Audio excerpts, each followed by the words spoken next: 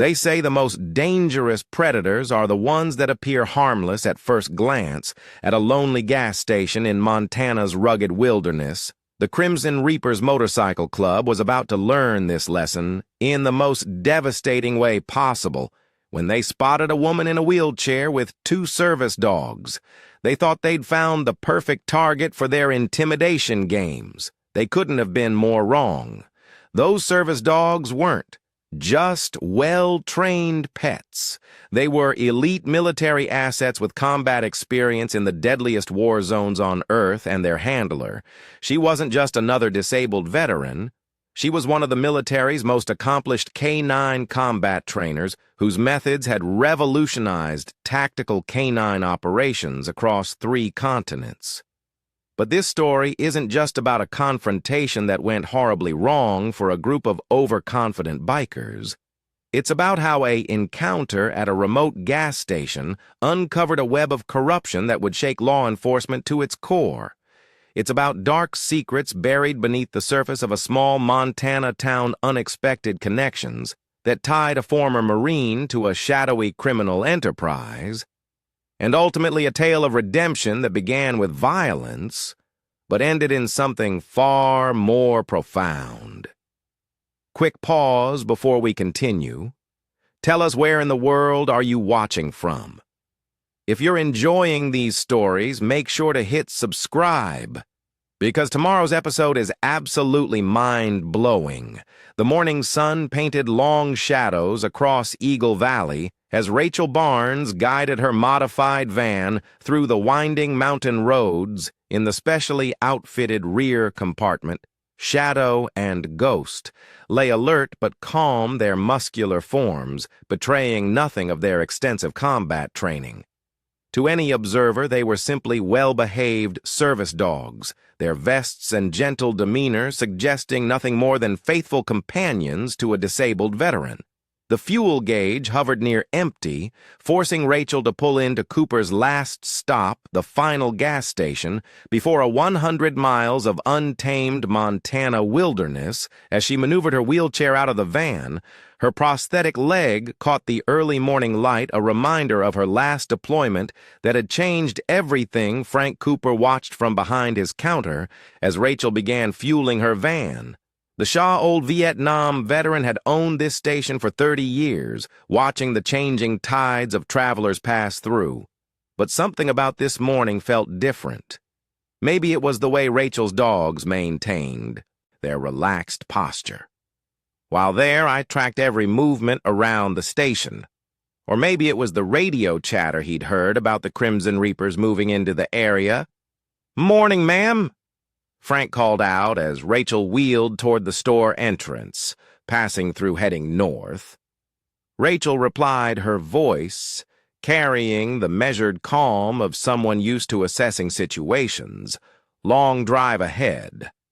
Shadow and Ghost remained in the van, but their ears twitched at the distant sound of motorcycles. Rachel noticed too.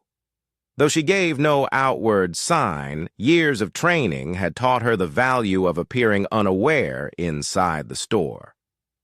Frank's coffee machine sputtered as Rachel selected a few items for the road. The old veteran studied her movements, the way she managed her wheelchair with practiced efficiency, how her eyes periodically swept the store's exits. "Military?" Frank asked. Though it wasn't really a question, Rachel nodded. Placing her items on the counter was K9. "Unit." "Thought so." "Way." "Those dogs of yours carry themselves." Frank's voice trailed off as the rumble of motorcycles grew louder. "Might want to wrap this up quick. Been hearing things about who's moving through the area lately. The Crimson Reapers." Rachel stated calmly. "I've heard." Frank's eyebrows rose slightly then. "You know, they've been causing trouble up and down the valley. 3 businesses hit last week. Police can't prove anything, but everyone knows the motorcycles were close." Now their engines echoing off the mountain walls, Rachel could tell from the sound. 5 bikes, maybe 6 running heavy, and loud show bikes meant to intimidate your dogs, Frank said quietly. "They're not just service Animals, are they? Before Rachel could answer, the roar of engines filled the parking lot through the store's windows. They watched as 5 motorcycles pulled up their riders, wearing the distinctive crimson skull patches of the Reaper's Shadow Ghost maintain. Rachel spoke softly into her colic, a command that kept the dogs in their current pose, while raising their alert status to anyone watching. They remained calm service animals, but Rachel knew their muscles were now coiled ready. The lead rider dismounted, first tall, heavily muscled with a patch identifying him as Reaper. His eyes locked onto Rachel's wheelchair as she wheeled toward her van, his lips curling into what might have been a smile. "Well, boys," he called out to his companions, "looks like we found ourselves some entertainment." Rachel continued her steady pace, her expression neutral, but her mind was already mapping. Angles, distances, potential scenarios. The dogs remained perfectly still, giving no indication that they were anything more than what their service vests suggested. Ma'am Reaper stepped into her path, his voice carrying mock courtesy. "My friends and I couldn't help but notice your situation. Dangerous for someone in your condition to be out here alone." "I appreciate your concern," Rachel replied evenly, "but I'm fine." Reaper's companions had spread out now, forming a loose circle. To most observe, it would look casual. Rachel recognized it as standard intimidation positioning. "Those are some nice dogs you got there," one of the bikers, Hammer by his patch, commented. "Bet they fetch real good." Rachel's hand moved slightly on her wheelchair's arm, pressing a hidden switch that activated the dog's tactical comm system, a modification from her military days that most people didn't know existed. "They service animals," she stated simply, "and they're very well trained." Reaper's smile widened, but it didn't reach his eyes. "Oh, I bet they are. But out here everyone needs a little extra training. Maybe we could help with that." The tension in the air thickened as the bikers closed their circle slightly. Frank watched from his doorway, his hand moving beneath the counter, but Rachel remained calm, her years of combat experience telling her this was just the beginning. This group of bikers thought they'd found an easy target, a disabled woman alone at a remote gas station. They had no idea they were about to learn a devastating lesson about appearances, assumptions, and the true meaning of combat. Readiness, and somewhere in the back of their van, Shadow and Ghost waited silently, their military training humming just beneath their peaceful surface, ready to demonstrate why some weapons are best hidden in plain sight. Reaper moved closer to Rachel's wheelchair, his shadow falling across her lap. The other Crimson Reapers maintained their loose circle, their practice positioning, telling Rachel more about their background than they realized. These weren't just ordinary bikers. There was military training in their movements. Reaper's voice carried a dangerous edge. "Most folks around here understand how hospitality works. You pay respect to the local community. The community looks out for you. I respect those who earn it," Rachel replied evenly, her hand remaining steady on her wheelchair's control through her tactical calm. She could hear Shadow and Ghosts breathing, calm measured. Ready, the memory flashed unbidden. Her first day at the military working dog school in Lackland. Her instructor's words echoing the perfect military dog isn't the one that looks the most fierce. It's the one that can remain completely calm until the exact moment it needs to act. Hammer moved toward the van, his interest in the dogs becoming more obvious. "Nice setup. You got here, custom work ain't cheap, must have some interesting friends. Step away from the vehicle." Rachel's tone shifted slightly, carrying an authority that made Reaper's eyes narrow. He recognized that tone, the voice of someone used to giving commands in combat situations. "You hear that, boys?" Reaper's smile turned cold. Lady's got some backbone, military, I'm guessing, but that was before, wasn't it, before this? He gestured at her wheelchair. A silver Subaru pulled into the gas station. Its driver, Dr. Emma Lou, taking in the scene with immediate concern. The local veterinarian had dealt with the Crimson Reapers before seeing the aftermath of their community protection. "Everything all right here?" "Frank?" Emma called out purposefully, drawing attention as she stepped from her car, just having a friendly conversation. Reaper answered before Frank could respond, teaching some lessons about local customs. Rachel's tactical assessment continued silently. The biker positions, their sight lines, the way they distributed, and their weight. Everything screamed trained operators. But there was something else in Reaper's stance, something familiar.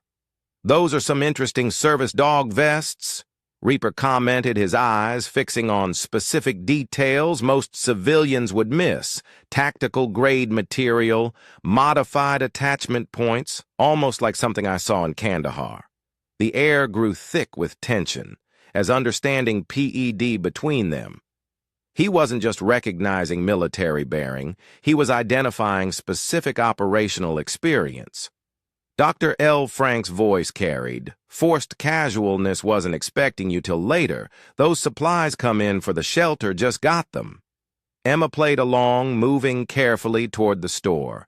"Need help unloading your dogs." Reaper interrupted, his focus locked on Rachel K-9 unit.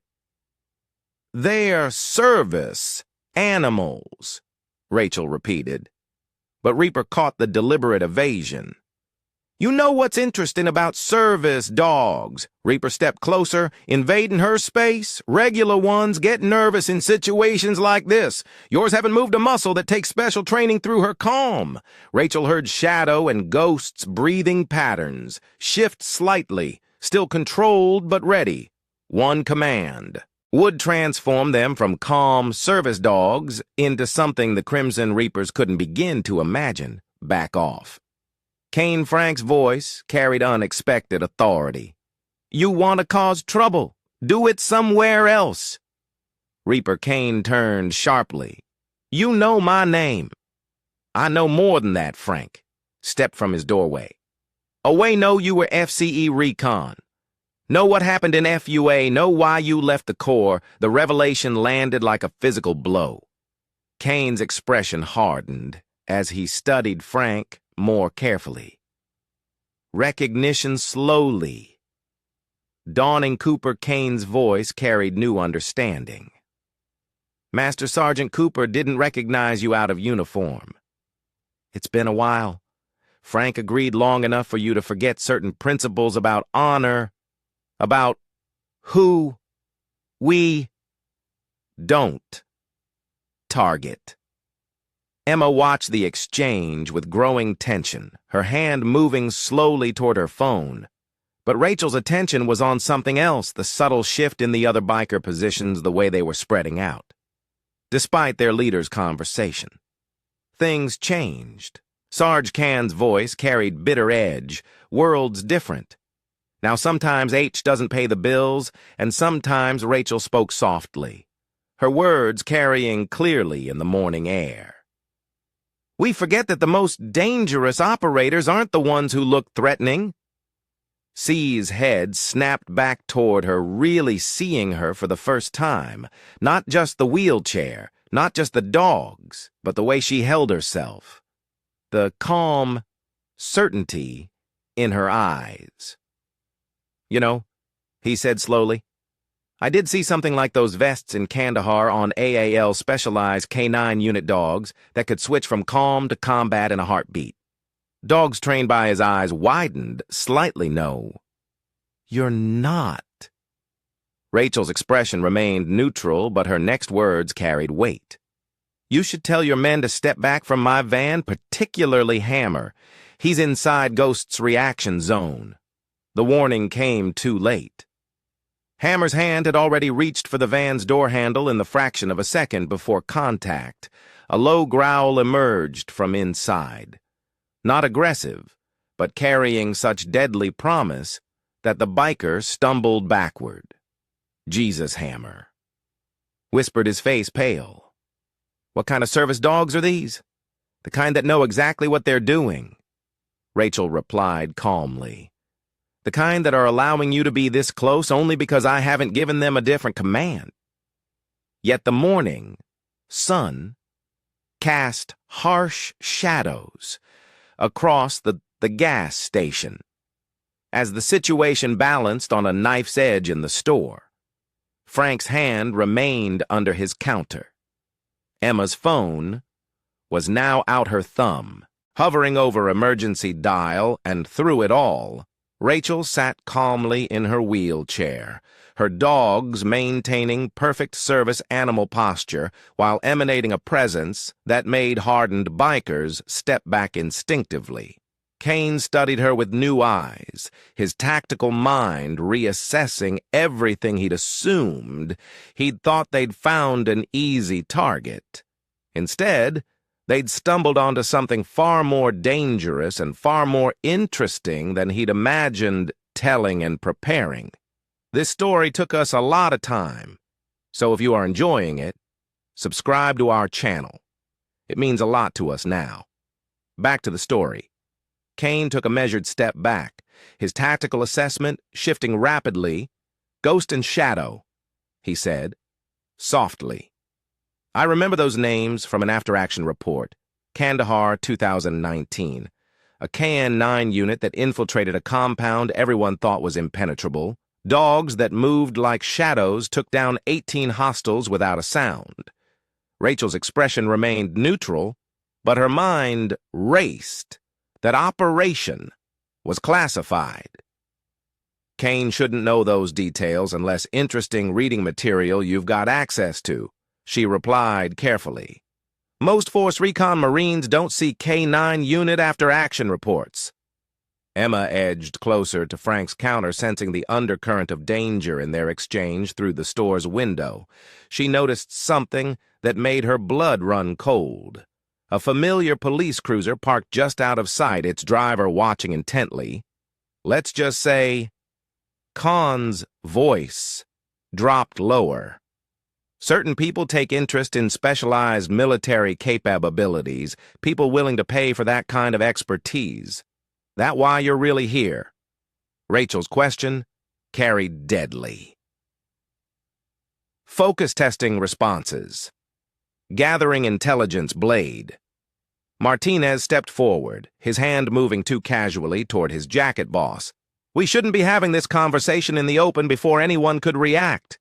Ghost released a single low growl, not aggressive, but carrying such precise targeting that Blade froze mid-motion. The sound wasn't random. It matched an exact frequency Rachel had spent years perfecting, one designed to trigger instinctive fear. "Responses, your dog." Blade's voice shook slightly. "That's not normal training." "No," Rachel agreed calmly. "It's not just like your hand movement isn't a normal reach for a weapon, military precision, special operations experience. You're not just Are you Khan's eyes narrowed? And you're not just a disabled vet with service dogs. The woman who revolutionized military K-9 training, who developed protocols that changed how we use dogs in combat. The one they called Don't." Rachel cut him off sharply. That name stays buried through her tactical. Cal. Rachel heard shadows breathing, shift a warning. Someone was moving behind the van, trying to stay in blind spots. Professional movement-trained operators. Frank Rachel called out. "Without turning your security camera in the back lot, still working." "Clear as day," Frank replied, his meaning. Clear. Everything was being recorded. Emma's phone buzzed in her pocket. Glancing down, she saw a text from the county dispatch, 2 words that made her heart race stay inside. You know what's interesting?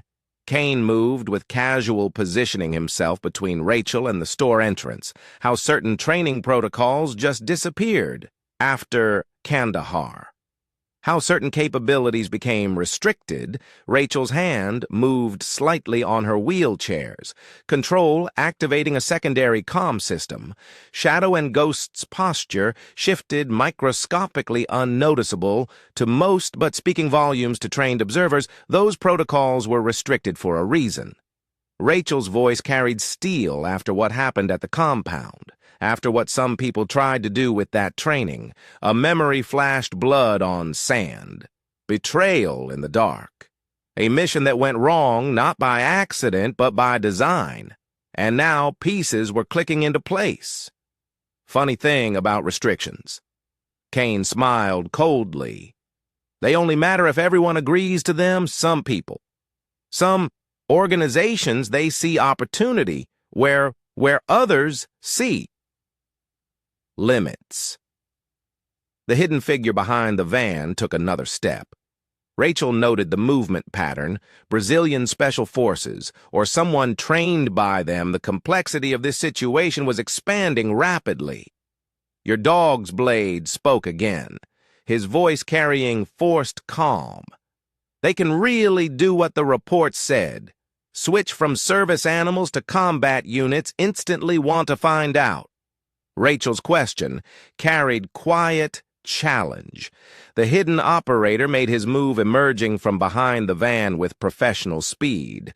But Rachel had been ready a single silent command through her tactical comm and shadow, transformed the dog shift from calm service animal to combat operator was so smooth, so precise, that the professional soldier found himself immobilized before he could complete his movement. No aggression, no wasted energy, just perfect tactical positioning and unstoppable physical control. Jesus Christ, Hammer whispered, watching his highly trained companion rendered helpless by what he thought was just a service dog. Shadow, hold.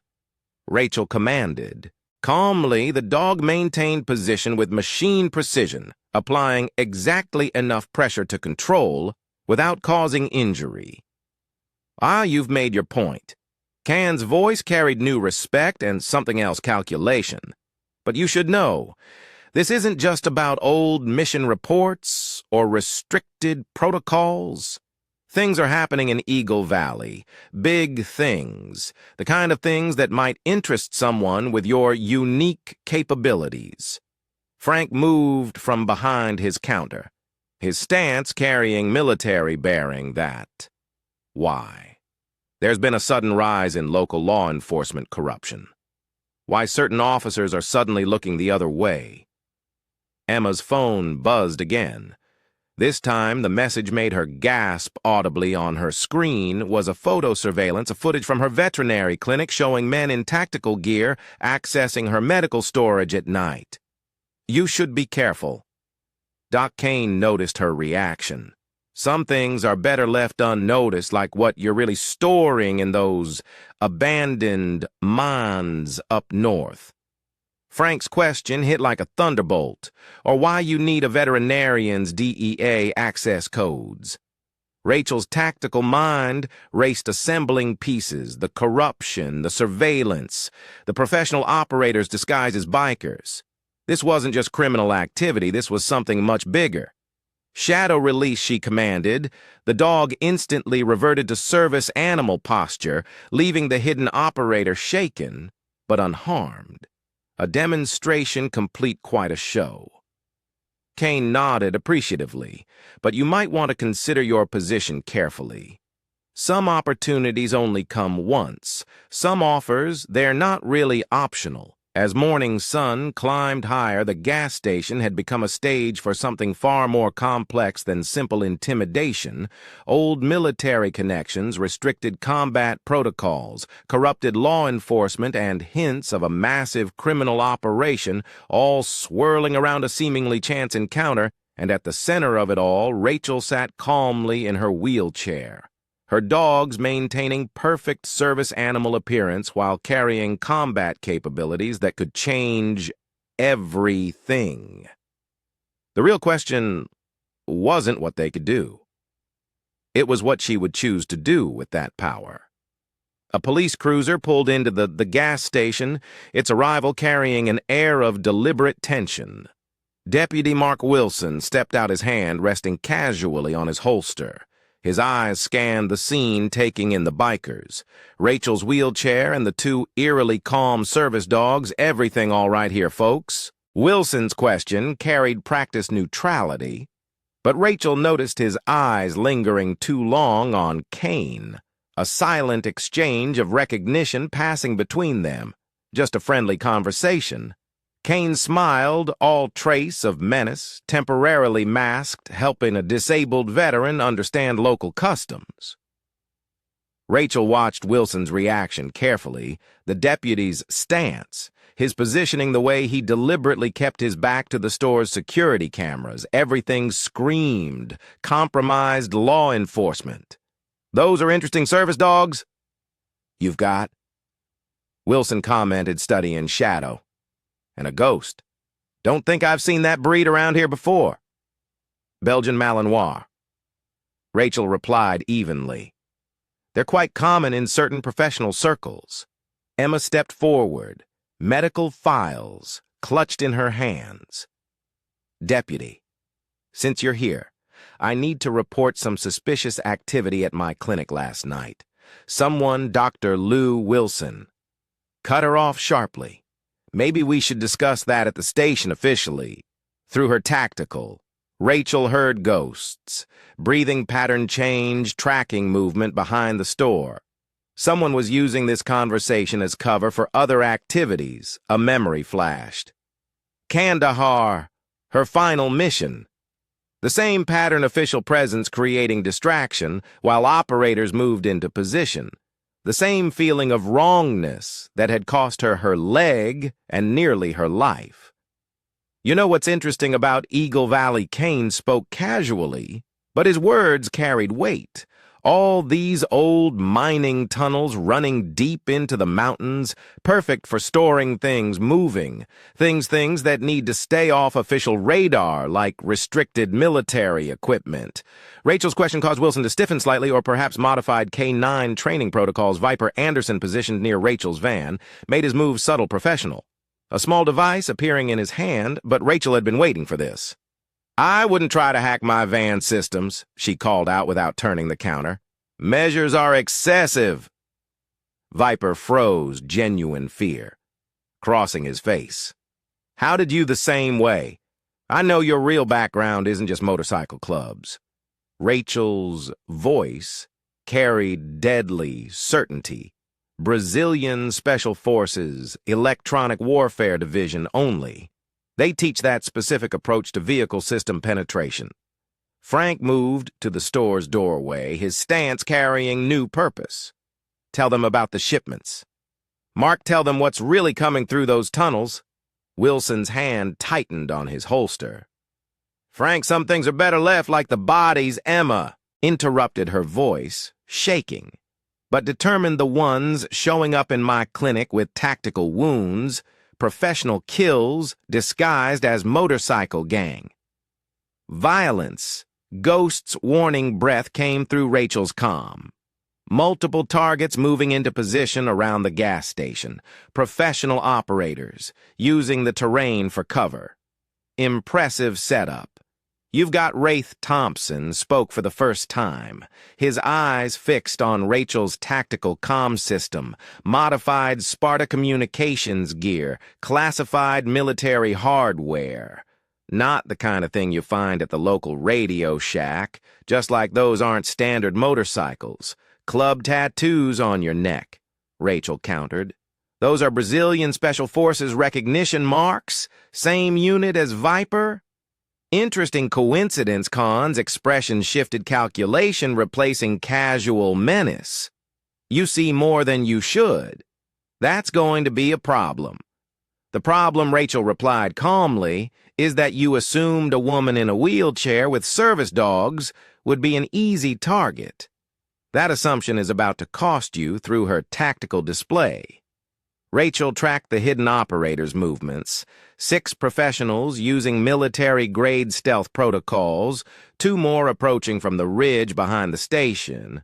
all carrying weapons that shouldn't exist outside of classified military operations. Last chance. Can's voice dropped to a dangerous whisper. Some opportunities only come once some offers are actually threats, Rachel finished. But here's what. You don't understand. Those protocols you're so interested in. The ones that disappeared after Kandahar, they weren't restricted because they failed. Shadow and Ghost remained perfectly still, maintaining their service dog appearance while their military training hummed beneath the surface, ready to demonstrate why certain combat capabilities were deemed too dangerous to continue. They were restricted. Rachel continued her hand, moving slightly on her wheelchair's control, because they worked too well, because they turned ordinary military dogs into something else. Something that could outthink professional operators. Something that could turn their own tactical training against them. Wilson's radio crackled with coded signals, more corrupt officers moving into position, but Rachel had already factored them into her tactical assessment. You want to see what those protocols can really do. Rachel's question carried quiet challenge, why they were classified beyond top secret, why certain organizations would kill to possess them. The morning sun cast harsh shadows across the gas station as the situation balanced on the edge of violence, professional operators hidden in tactical positions, corrupt law enforcement covering official angles, and at the center, a woman in a wheelchair with two dogs that appeared to be simple service animals. But appearances, as the Crimson Reapers were about to learn, could be deliberately deceiving. Sometimes the most dangerous weapon isn't the one that looks threatening.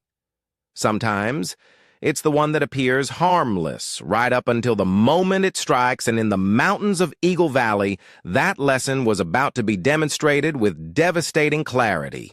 The tension shattered with explosive suddenness. Viper made his move a combat blade appearing in his hand with professional speed. But Shadow was already in motion, transforming from calm service dog to tactical operator in a heartbeat.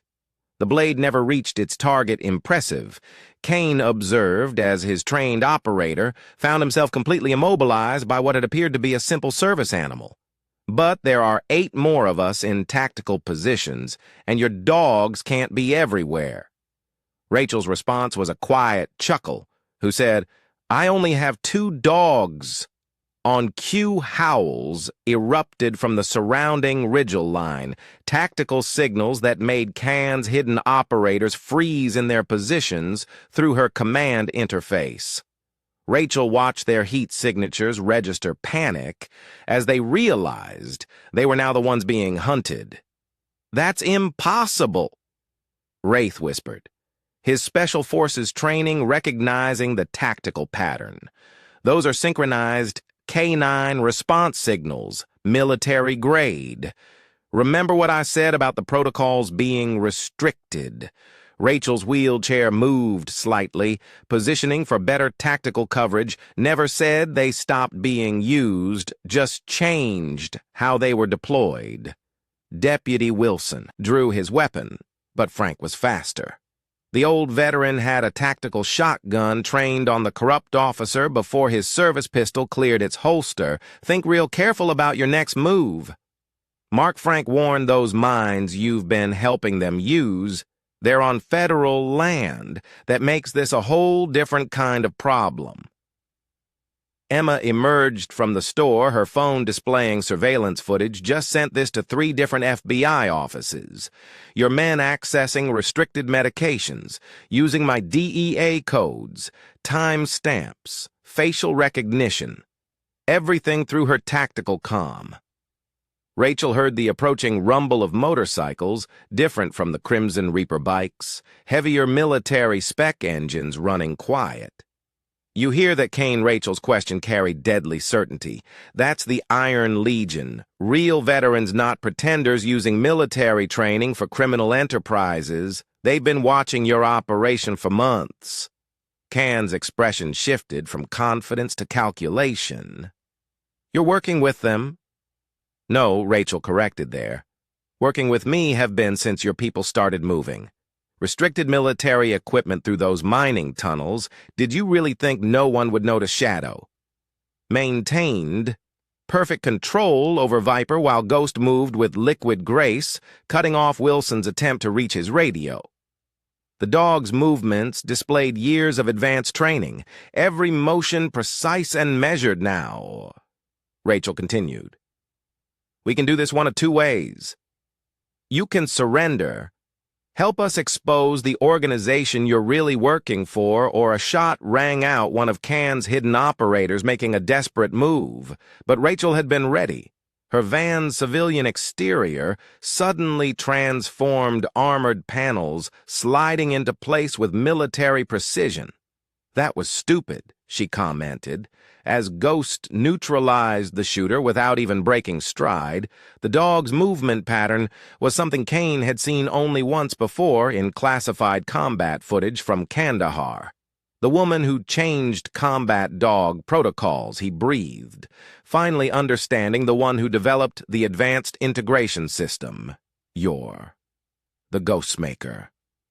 The title hung in the morning air as more Iron Legion bikes appeared, their riders carrying themselves with authentic military bearing. Real veterans, not criminals using military training for profit. That program wasn't just about training dogs. Rachel revealed, her voice carrying the weight of classified knowledge. It was about creating perfect integration between handler and animal, a tactical system that could turn any terrain into a controlled combat zone through her command interface.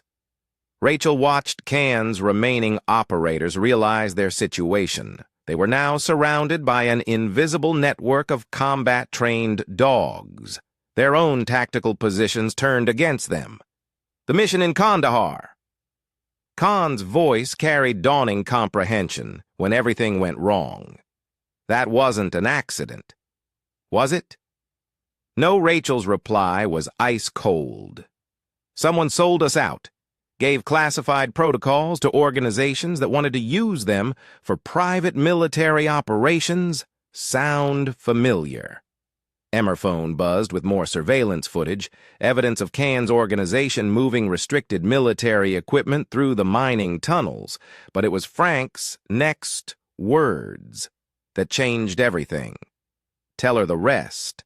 "See," the old veteran demanded. "Tell her who really arranged the ambush in Kaha, who made sure she'd be taken out before she could expose the operation." The morning sun cast harsh shadows as the truth began to emerge. This wasn't just about criminal enterprises or corrupted law enforcement. This was about a conspiracy that had started in the mountains of Afghanistan and now reached into the heart of Eagle Valley, your dogs. Kay nodded toward Shadow and Ghost. "They're not just combat-trained, are they? They're prototypes. The only successful examples of the full integration protocol. The only ones you know about." Rachel corrected her tactical display, showing more K9 units moving into position. "Want to guess how many others I've trained since Kandahar? How many are deployed right now waiting for my signal?" The Iron Legion formed a tight perimeter as Kane's operators realized they were trapped by their own tactical positioning. But Rachel knew this was just the beginning. The real battle wouldn't be fought with dogs or guns. It would be fought with the truth about who had really been behind the Kandahar ambush, and why they were so desperate to acquire combat protocols that could turn ordinary dogs into perfect tactical weapons. The roar of approaching motorcycles cut through the morning air. Not Iron Legion's disciplined formation, but the aggressive thrust of modified engines. The Devil's Hand MC had arrived, turning this already complex situation deadly. "You didn't tell me they were involved." Can's accusation carried genuine fear. "They're not supposed to be here yet." Interesting choice of words, Rachel noted calmly, her tactical display tracking the new threats. Yet almost like this whole confrontation was planned, staged through her. Cal's system. Shadow and Ghost reported positions of hidden snipers taking up positions on the ridgeline, professional shooters, using military-grade equipment that shouldn't exist outside classified operations. Those aren't just bikers up there, Frank observed, his tactical shotgun, never wavering from Wilson. Those are private military contractors, Blackwater trained, his phone buzzed with urgent data. Rachel, you need to see this. Those medical supplies they've been stealing, they're not just drugs. They're components, chemical, precursors used in advanced biological weapons development. The truth hit like a physical blow. The mining tunnels, the stolen medical supplies, the military-grade equipment. It all pointed to something far darker than simple criminal enterprise. Who are you really working for? Rachel's question carried deadly focus, because this isn't just about restricted K9 protocols anymore. This is about weapons development, black projects that were supposed to be shut down after Kandahar. Khan's expression shifted, calculation replacing fear. You don't understand what's really at stake, why certain programs need to continue regardless of an official oversight. Oh, I understand. Perfectly. Rachel's voice turned arctic. Same reason someone made sure I was taken out in Kandahar, because my training programs could detect chemical weapons, because my dogs could track biological agents, find hidden laboratories, the devil's handwriters spread out in practiced formation. Not random bikers, but trained operators using motorcycle clubs as cover. Their weapons remained concealed, but Rachel's tactical senses detected advanced combat gear under their leather. Think about it. Kane pressed genuine urgency in his voice. Why would private military contractors need veterinary supplies? Why use mining tunnels equipped with specialized ventilation? What are they really developing down there? Emma's analysis confirmed Rachel's worst fears. These aren't just random components. They're trying to recreate the Kandahar protocols, not just the K9 training, but the biological enhancement program that went with it. Shadow and Ghost maintained their positions, but their bodies hummed with combat. Readiness, they were never just service dogs or even military working dogs. They were the only successful prototypes of a classified program that merged advanced training with controlled biological enhancement. That's why they tried to kill you in Kandahar. Frank's revelation carried the weight of classified knowledge not to stop your training programs, but to capture your dogs. The only living proof that the enhancement protocols could work through her tactical display, Rachel watched more Devil's Hand riders arrive, all carrying themselves with military precision, all equipped with gear that matched classified special operations standards. Your dogs nodded toward Shadow and Ghost. They're not just trained, they're evolved, enhanced strength, accelerated neural pathways, perfect tactical integration with their handler, the next stage, in military. Working dog development, a program that was shut down for good reason, Rachel counted. The enhancement protocols were too dangerous, too unpredictable. The side effects were worth the risk. Can interrupted. Think about it. Dogs that could detect any chemical or biological agent track, any explosive compound operate with perfect tactical precision, the ultimate counterterrorism tool. The Iron Legion riders watched the exchange with growing tension. Their own military experience telling them this was about to explode into violence. But Rachel's focus was on something else, the way Wilson kept checking his phone. Waiting for something, you're stalling, she realized. Suddenly, this whole confrontation, it's just a distraction. What's really happening in those tunnels right now? Emma's phone erupted with new alerts, security warnings from her clinic systems. They're moving, something multiple. Vehicles, accessing restricted areas, military transport, signatures, final testing phase. Can confirmed grimly the enhanced protocols are ready. New subjects are being prepared. Dogs that will make Shadow and Ghost look obsolete. Rachel's tactical mind raced through implications, the stolen medical supplies, the ventilated tunnels, the military contractors. They weren't just recreating her program, they were expanding it, unrestricted by ethical oversight or government regulation. That's why you're really here, she stated with cold certainty. Not to recruit me to contain me, because I'm the only one who knows how to stop an enhanced tactical dog, the only one who can counter the protocols. Shadow and Ghosts. Breathing patterns shifted subtly, combat ready, but waiting for command. They might be prototypes, but they were also perfected. Every enhancement balanced, every capability controlled, unlike whatever horrors were being developed in those tunnels.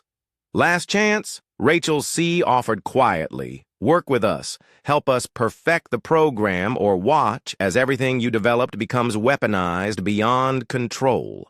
The morning sun climbed higher as Eagle Valley balanced on the edge of catastrophe. Private military contractors disguised as bikers' black project laboratories, hidden in mining tunnels, and the threat of enhanced combat dogs being developed without restriction.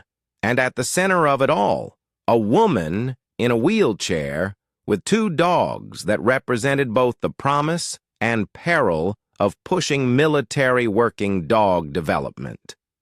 Beyond its limits, the only question was whether she would help contain the situation or watch as her greatest achievement became the world's deadliest weapon. The morning calm shattered as 3 black SUVs burst from a concealed mining entrance, their engines roaring with military-grade modifications.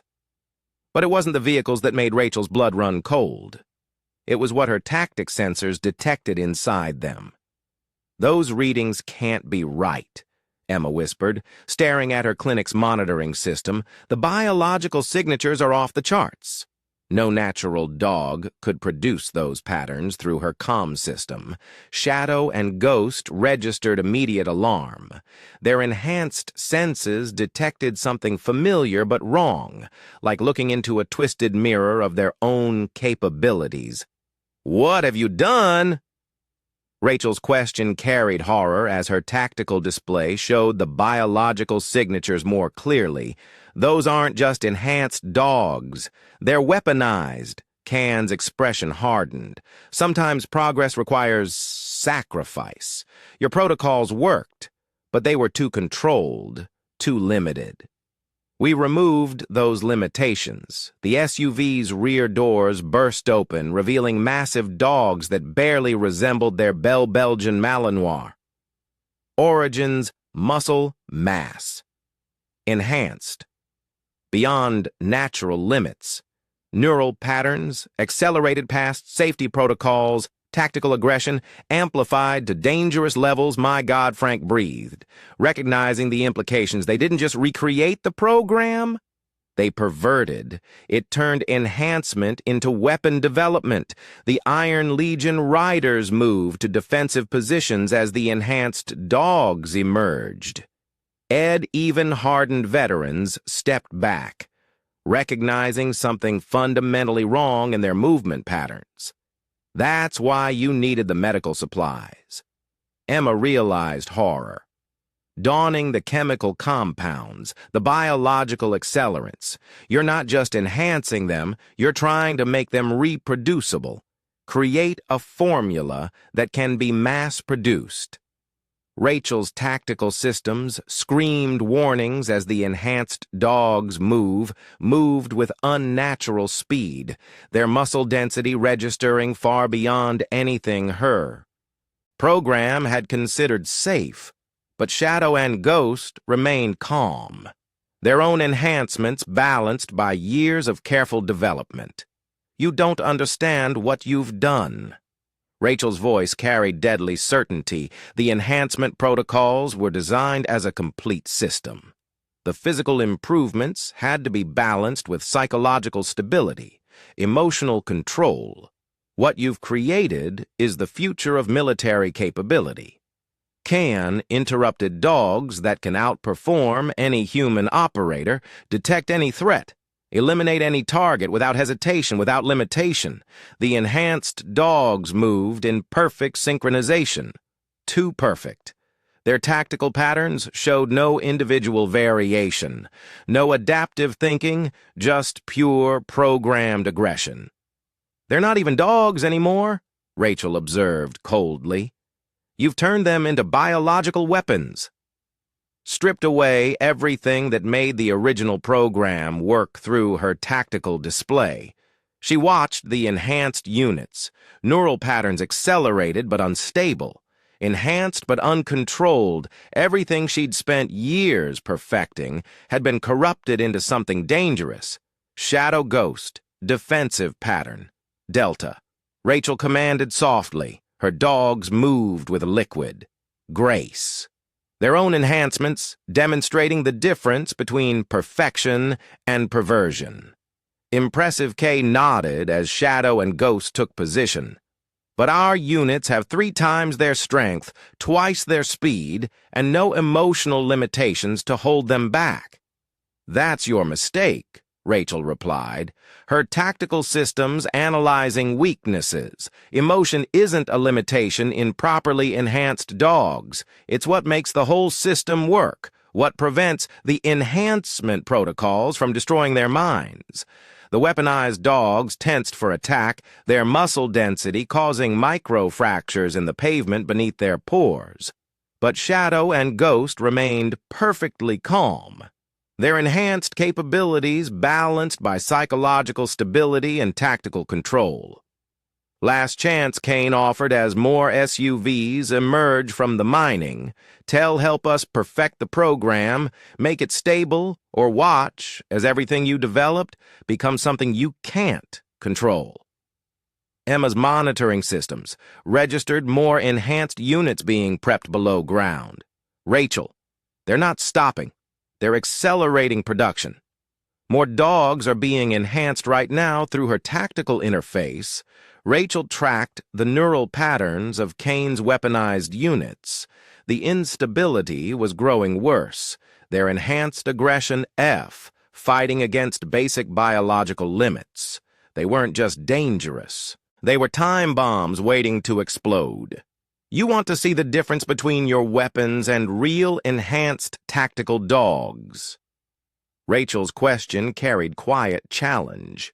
Watch carefully. Shadow and Ghost moved with perfect coordination, their enhanced capabilities expressed through years of refined training. Every movement precise, every response calculated, every capability controlled.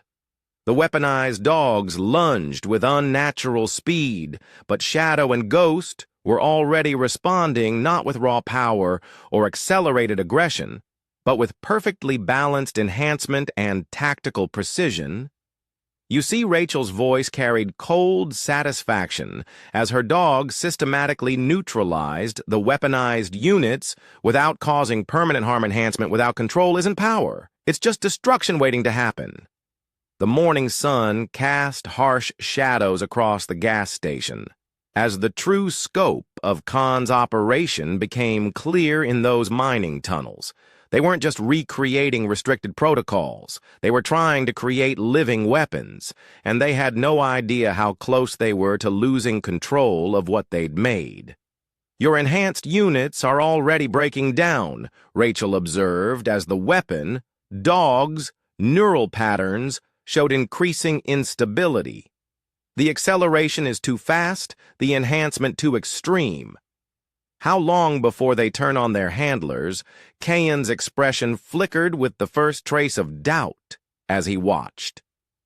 Shadow, and Ghost demonstrate true tactical enhancement, perfect capability, balanced with complete control, everything his weapons program had failed to achieve. The sound of chaos erupted from the mining tunnel entrance screams, mixed with inhuman growls. Kane's radio crackled with panicked voices as handlers lost control of their enhanced units below ground. "Sir, they're breaking containment," a desperate voice reported.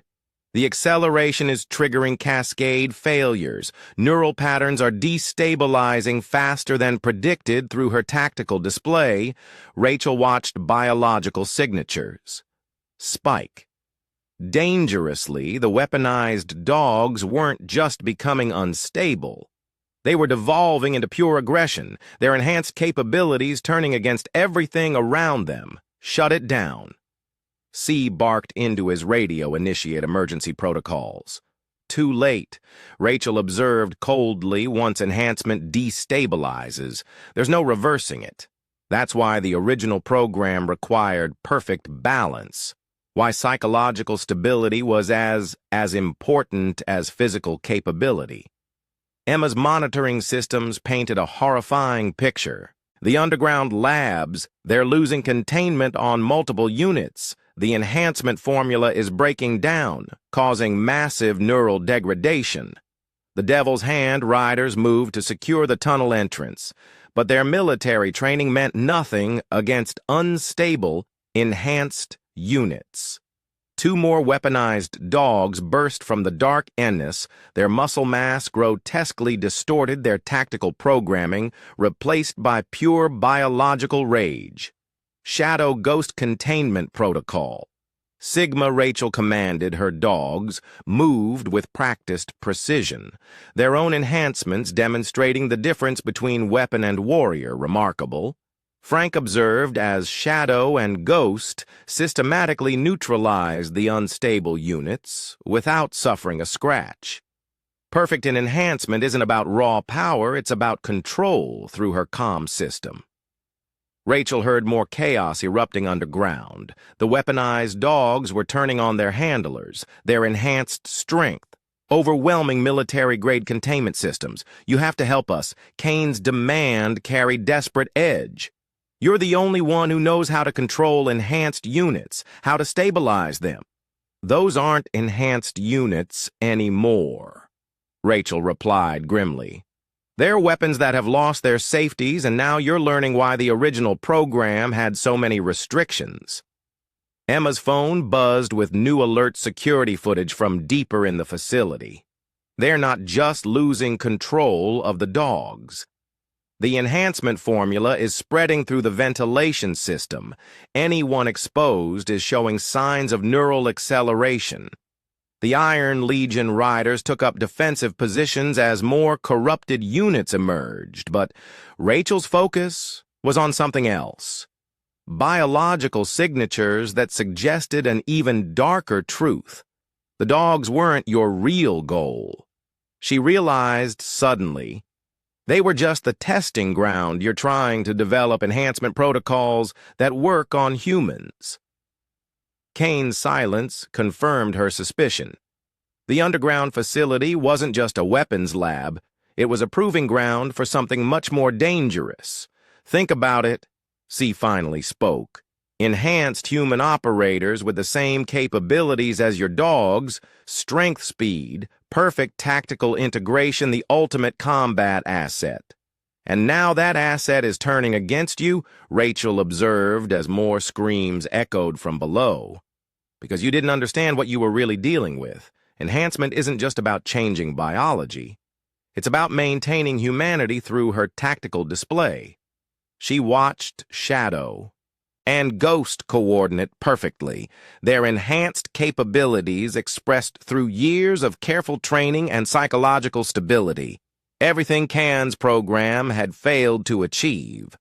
"We're getting more containment breaches," Emma reported, her voice shaking. "The formula is mutating, becoming airborne. Anyone exposed is showing accelerated aggression patterns. Frank's military intelligence training recognized the implications. This isn't just a weapons LB accident. This is a potential biological disaster. If that enhanced formula reaches the surface, it already has. Rachel cut him off her tactical sensors, detecting the first signs of exposure among Can's men, the subtle shifts in muscle density, the increasing neural activity. The rising aggression patterns the Devil's Handriders were starting to show symptoms, too. Enhanced strength, fighting against psychological stability, only the Iron Legion positioned upwind remained unaffected. You wanted to see the difference between weapons and warriors. Rachel's question carried deadly. Focus. Watch carefully. Shadow Ghost demonstration protocol. Her dogs moved with fluid grace, their enhanced capabilities perfectly controlled as they systematically contained both corrupted units and affected humans, not with raw power, but with precise application of tactical superiority that's impossible.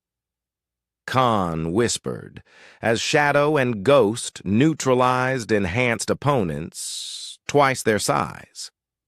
The strength ratios alone, strength isn't just about muscle mass. Rachel explained, coordinating her dogs through neural interface. True enhancement requires perfect integration between capability and control, something your weapon program never understood. The morning sun cast sickly shadows through the spreading chemical haze as Eagle Valley faced a crisis beyond anything Kane had anticipated in those mining tunnels. They hadn't just created enhanced dogs. They developed a formula that could turn anyone into an unstable weapon. And now Rachel had to make an impossible choice, use her knowledge to help contain the disaster, or watch as UNC-controlled enhancement turned an entire town into something beyond human control. The chemical haze thickened around the gas station as more enhanced subjects emerged from the mining tunnels, but it wasn't the corrupted dogs that made Rachel's tactical systems scream warnings. It was the changed humans that followed them. The transformation is accelerating.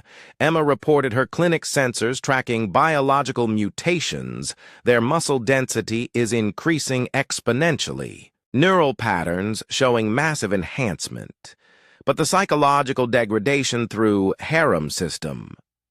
Rachel watched Kane's men succumb one by one.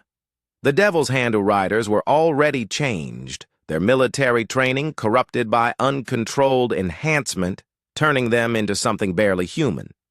This is what you really wanted. Rachel accused Kane, who was Shaish. The first signs of exposure himself, not just enhanced dogs, but a formula that could turn ordinary soldiers into superhuman weapons. You don't understand, Khan's voice carried new intensity as enhancement took hold. We're becoming something greater, something beyond normal human limitation. Can't you feel it? But Rachel's attention was on her tactical display, watching the corrupted subjects' neural patterns deteriorate. The enhancement wasn't making them stronger, it was burning them out from the inside, the formula's fatal flaw. Emma realized, analyzing new data, the enhancement accelerates everything, including cellular breakdown. They're not becoming superhuman, they're dying. Frank's military intelligence training recognized a darker truth. This isn't just a weapons program gone wrong. This is someone's fail-safe, a way to eliminate evidence. If the program was exposed through her tactical senses, Rachel tracked more biological signatures emerging from the tunnels, not just corrupted dogs and enhanced humans, but something worse. Professional operators who had been deliberately exposed their military training, amplified by uncontrolled enhancement, Shadow Ghost defensive formation, Delta. Rachel commanded as the first enhanced operators attacked. Her dogs moved with perfect coordination, their controlled capabilities proving superior to raw power. Remarkable. Khan observed his own enhancement reaching dangerous levels. Your dogs are actually becoming stronger, adapting to the enhanced threats. How is that possible? Because they were never just enhanced, Rachel explained, coordinating complex tactical responses through neural interface. They were evolved. D, carefully, gradually maintaining perfect balance between capability and control. The Iron Legion riders had created a defensive perimeter, evacuating unaffected civilians while containing the spread of the formula. But Rachel knew the real threat was still below ground. The research data Emma called out urgently. The original formula, the development protocols, they're all still in the facility. If those files reach the outside, Rachel's tactical mind race through implications, the enhanced formula was devastating enough in its current form. If someone refined it, learned to control it. The facility has to be secured, she decided grimly. The formula contained the research destroyed. You'll never reach the lower labs. Kane warned enhancement, racking his body with visible pain. The corridors are filled with enhanced operators, corrupted dogs, pure weapons. Now, beyond any control. That's where you're wrong, Rachel replied. Activating her van's advanced systems control isn't about dominance. It's about balance, something my dogs have mastered perfectly. Shadow and Ghost demonstrated this truth as they systematically neutralized another wave of enhanced attackers, not through superior strength, but through perfect tactical execution and psychological stability, the ventilation system. Emma pointed out, studying facility schematics, if we can introduce a neutralizing agent through the air handling, we'll need a direct connection to the main environmental controls. Frank added, bottom level. Past all the enhanced security, Rachel watched through her tactical display as more corrupted subjects emerged. The formula was turning the underground facility into a nest of living weapons, each one more unstable than the last. They're not just enhanced anymore, she observed coldly. They're devolving, losing everything that made them human, becoming pure biological weapons. The morning sun struggled to pierce the chemical haze as Rachel prepared for the most dangerous mission of her life to reach those environmental control-s. She would have to navigate through levels of enhanced operators and corrupted dogs, each one stripped of humanity and turned into pure aggressive Foreshadow Ghost Infiltration Protocol Alpha. She commanded her dogs MVE to position their years of perfect enhancement, about to face their greatest test, because sometimes the most dangerous weapon isn't the one with the most raw power. Sometimes it's the one that maintains per control, even when surrounded by pure chaos, and in those underground tunnels that difference was about to become devastatingly clear. The entrance to the mining facility gaped like a wound in the mountainside. Chemical haze rolling out in sickly waves. Rachel's tactical display painted a nightmarish picture of what waited below dozens of enhanced biological signatures, each one more unstable than the last. The main environmental controls are 3 levels down, Emma reported, studying facility schematics, but the neural patterns I'm detecting, these aren't just enhanced humans anymore. They're something else. Through her comm system, Rachel watched Shadow and Ghost analyze the threat patterns. Her dog's enhanced senses could detect subtle variations in the corrupted subjects, the way their movements became less human. With each passing minute, your dogs won't survive. Down there, Kane warned enhancement, rippling through his muscle structure. The operators, we exposed elite special forces, the best training combined with uncontrolled enhancement. You still don't understand, Rachel replied, activating her vans. Advanced systems training isn't about creating perfect weapons. It's about maintaining perfect control. The The van, civilian exterior transformed, revealing military-grade modifications, armored panels, shifted. Tactical systems came online and specialized equipment emerged from hidden compartments. The enhancement formula is mutating. Emma's voice carried new urgency.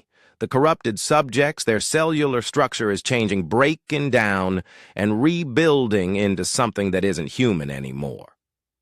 Frank's military intelligence experience recognized a terrifying pattern. This isn't just about creating enhanced soldiers. This is about forcing human evolution, trying to create something beyond natural limitation through her tactical display. Rachel tracked more enhanced signatures emerging from the tunnel. The corrupted operators moved with unnatural speed, their military training twisted by uncontrolled enhancement into something horrifying. Shadow Ghost infiltration formation. Rachel commanded, her dogs responded with fluid precision, their own enhancements demonstrating the difference between evolution and perversion. Fascinating Kane observed as enhancement accelerated through his system. Your dogs are actually adapting to the increased threat level, becoming stronger without losing control. How is that possible? Because true enhancement isn't about raw power. Rachel explained, coordinating complex tactical sequences through neural interface. It's about perfect integration between capability and consciousness, something your weapons program never understood. The Iron Legion riders had established a defensive perimeter preventing enhanced subjects from reaching the surface. But Rachel knew the real horror waited below in laboratories where they hadn't just corrupted dogs and soldiers, but tried to force the next stage of human evolution. The ventilation system is our best chance. Emma analyzed facility data. If we can introduce a neutralizing agent through the main environmental controls, we might be able to stop the formula's spread. But these readings, Rachel's tactical systems, painted a clear picture of the challenge ahead. 3 levels of enhanced operators, corrupted dogs, and something worse, test subjects who had been deliberately pushed beyond human limits. They're not just enhanced anymore, Frank observed grimly. They're becoming pure biological weapons, losing everything that made them human through her comm system. Rachel heard the chaos below, inhuman sounds echoing through metal corridors. The formula wasn't just enhancing its victims, it was transforming them into something evolution never intended. The Devil's Hand riders Emma reported tracking biological signatures. The enhancement is reaching terminal phase. Their cellular structure is completely breaking down. Rachel watched through her tactical display as the transformed bikers lost the last traces of humanity. Their enhanced capabilities had turned them into pure aggressive force, destroying their minds in the process. This is what you wanted all along, she accused Kane, whose own enhancement was approaching critical levels, not just enhance soldiers, but a formula that could force evolutionary change, create something beyond human control. We're becoming gods. Kane's voice carried religious fervor as enhancement consumed him, breaking free from biological limitation, ascending to the next stage of evolution. But Rachel's attention was on her tactical readouts, watching the corrupted subjects' neural patterns deteriorate. The enhancement wasn't elevating them. It was burning through their humanity like a virus shadow ghost. Prepare for facility infiltration, she commanded. Her dogs moved with practiced precision, their controlled capabilities about to face their greatest test. The research data has to be destroyed. Emma insisted if someone refined the formula, learned to control it, they'd have the power to force human evolution. Frank finished grimly create armies of enhanced soldiers without psychological limitation through her tactical senses. Rachel tracked more biological signatures emerging from the facility. Not just corrupted operators, but test subjects who had been deliberately pushed past the point of no return. Your dogs can't fight what's waiting down there. C warned as enhancement racked his body. We exposed entire Special Forces teams, the best operators enhanced. Beyond human limits, they're pure weapons. Now that's where you're wrong, Rachel replied, activating her chairs. Combat systems, true combat, effectiveness, isn't about raw power. It's about maintaining perfect control in chaos. Something my dogs mastered years ago. The morning light struggled to pierce the chemical haze as Rachel prepared to enter the facility to reach the environmental controls. They would have to navigate through levels of enhanced operators and corrupted test subjects, each one stripped of humanity and turned into living weapons. The formula's effects are accelerating. Emma reported monitoring biological signatures. The enhanced subjects are losing cognitive function, becoming pure aggressive force. But these readings suggests something else. In the lower levels, Frank's military experience recognized the implications. They weren't just enhancing soldiers, they were trying to create something else. Something. Beyond human through her tactical display, Rachel watched Shadow and Ghost prepare for insertion. Their own enhancements hummed at peak efficiency, perfectly balanced between capability and control. Everything Kane's program had failed to achieve. Last chance, Kane offered as enhancement consumed the last of his humanity. Join us become something greater. Break free from human limitation. I already did, Rachel replied, coldly years ago when I learned that true evolution isn't about destroying limitations, it's about transcending them through perfect control. The facility entrance beckoned like a gateway to hell. As Rachel prepared for insert in those underground tunnels, they hadn't just corrupted the line between human and weapon, they'd tried to force evolution itself. And now she had to stop it before their twisted vision of advancement destroyed everything Shadow Ghost Execution Protocol Alpha.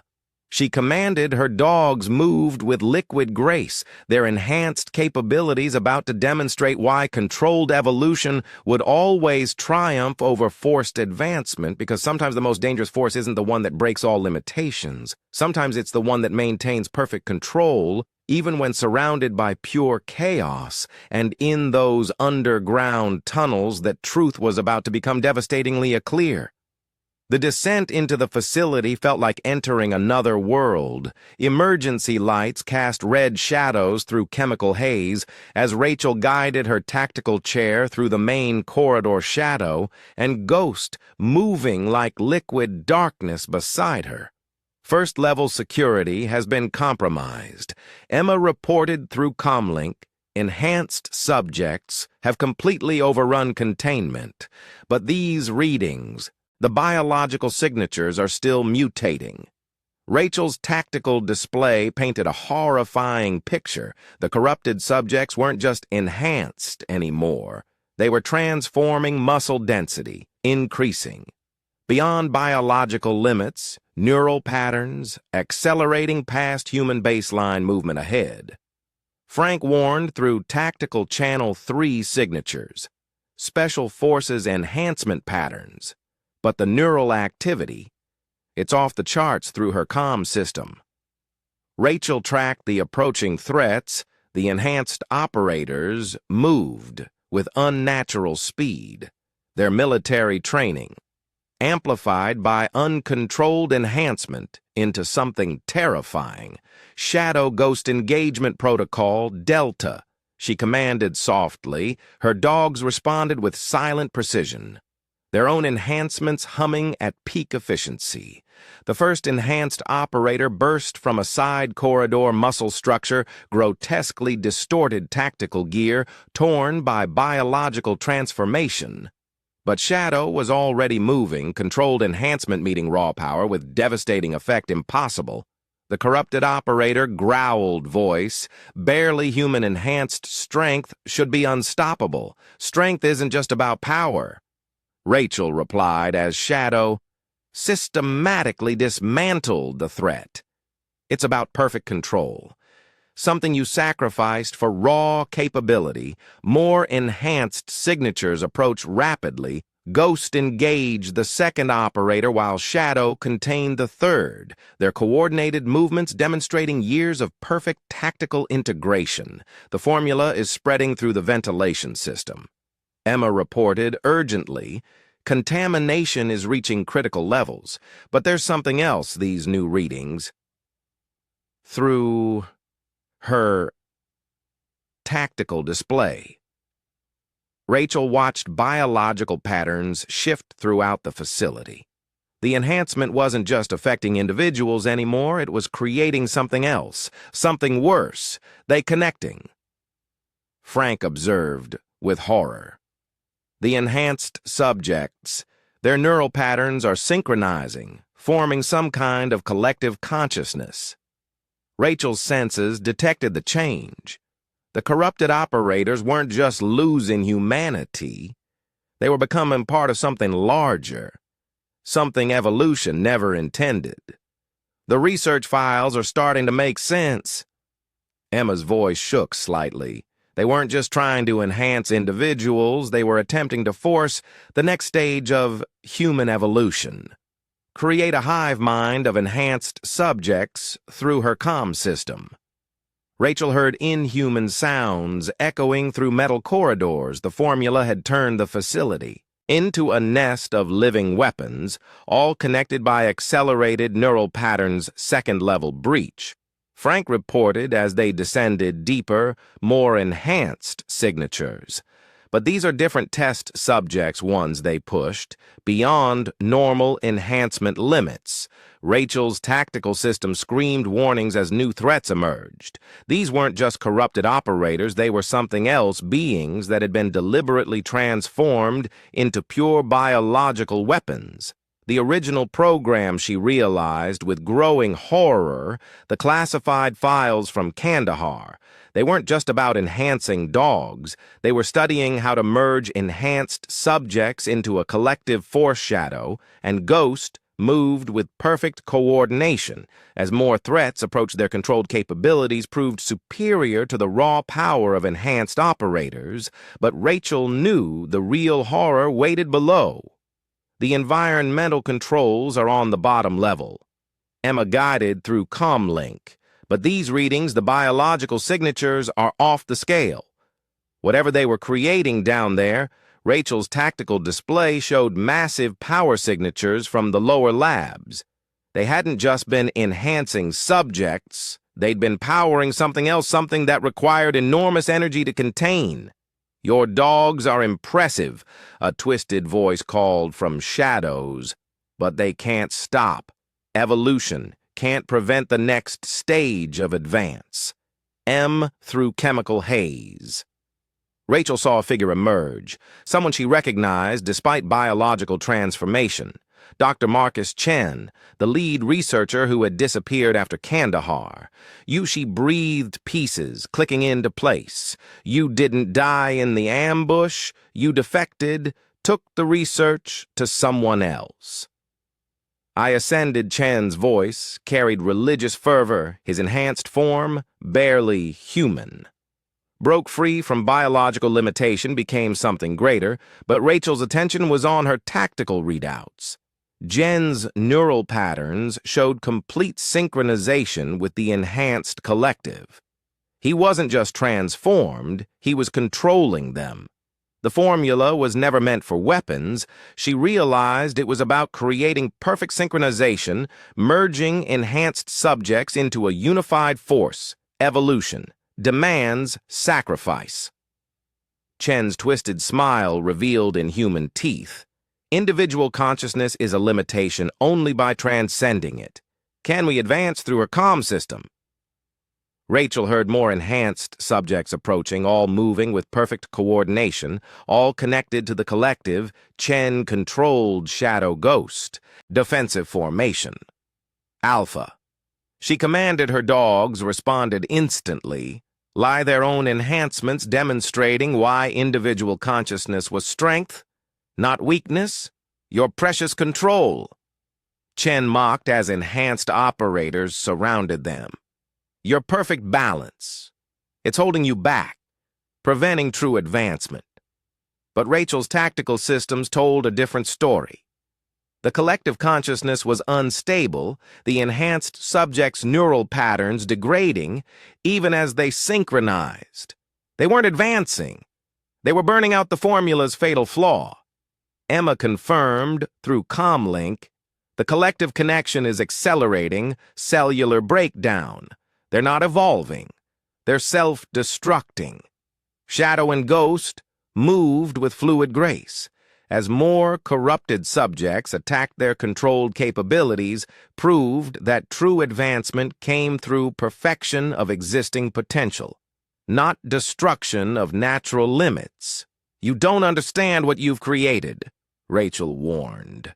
As Chen's transformation accelerated the collective, consciousness isn't elevating humanity, it's destroying it. The facility trembled with power as something massive stirred in the lower levels. Chen's twisted smile widened as emergency lights flashed. Warning individual consciousness is an evolutionary dead end, he declared as enhancement consumed him only by merging into something greater. Can we transcend our limitations? But Rachel's attention was on her tactical display, watching the collective neural patterns deteriorate. The formula hadn't created the next stage of evolution. It had created a cancer that was consuming itself. Shadow Ghost, prepare for maximum threat, she commanded softly. Her dogs moved to position their controlled enhancements about to face their greatest test.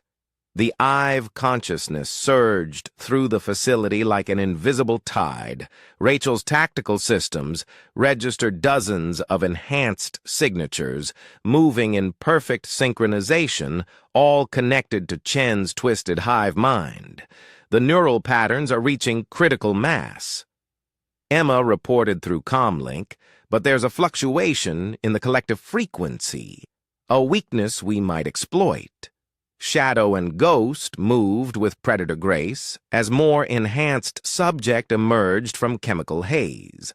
Unlike the collective's rigid coordination, Rachel's dogs displayed fluid adaptability. Each movement uniquely calculated for maximum effect. Impressive specimens. Chen's voice echoed through multiple corrupted subjects simultaneously, but ultimately limited by individual consciousness. Watch what? True. Unity can achieve the enhanced operators attacked with perfect coordination, moving like parts of a single organism. But Shadow and Ghost were already responding their controlled capabilities, demonstrating why independent thought trumped mind control. Your dogs resist. The collective. Chen observed through his transformed pawns their neural pattern, refuse synchronization. How did you achieve such perfect isolation? The same way I survived Kandahar. Rachel replied, activating new tactical protocols.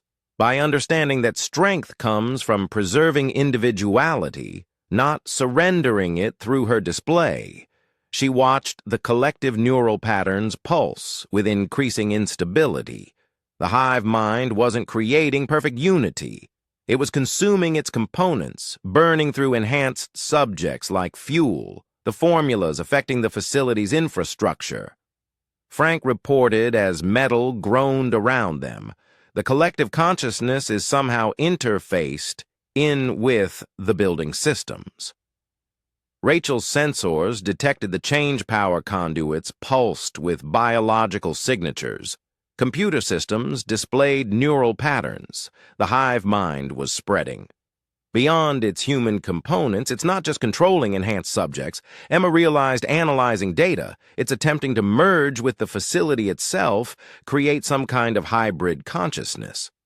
Chen's laughter echoed through multiple voices. You see only the surface. The collective isn't just about merging minds. It's about transcending the boundary between organic and mechanical. More enhanced subjects emerged. Their movements synchronized with the facility's automated systems. Security doors pulsed like living membranes. Surveillance cameras tracked with predator focus the Kandahar project. Rachel understood. Finally, you weren't just studying enhancement. You were developing a way to merge biological and technological consciousness. Individual minds are limited by physical form. Chen spoke through his puppets, but a collective consciousness can expand indefinitely, inhabit any system, control any technology. Shadow and Ghost engaged another wave of enhanced operators, their tactical responses proving that adaptability outmatched rigid collective control. But Rachel's attention was on something else, massive power signatures pulsing from the lower labs. You're powering something down there. She realized, something that requires enormous energy to contain. What are you really building? Chen not building.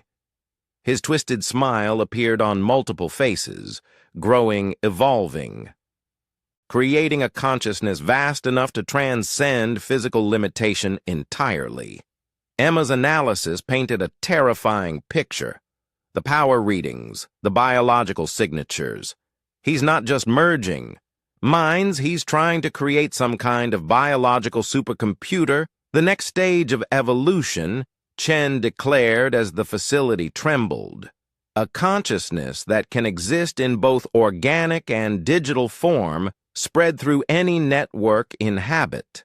Any system. Rachel's tactical display showed the collective neural pattern expanding throughout the facility's infrastructure. But she also noticed something else. Fluctuations in the Hive M's frequency, moments of instability.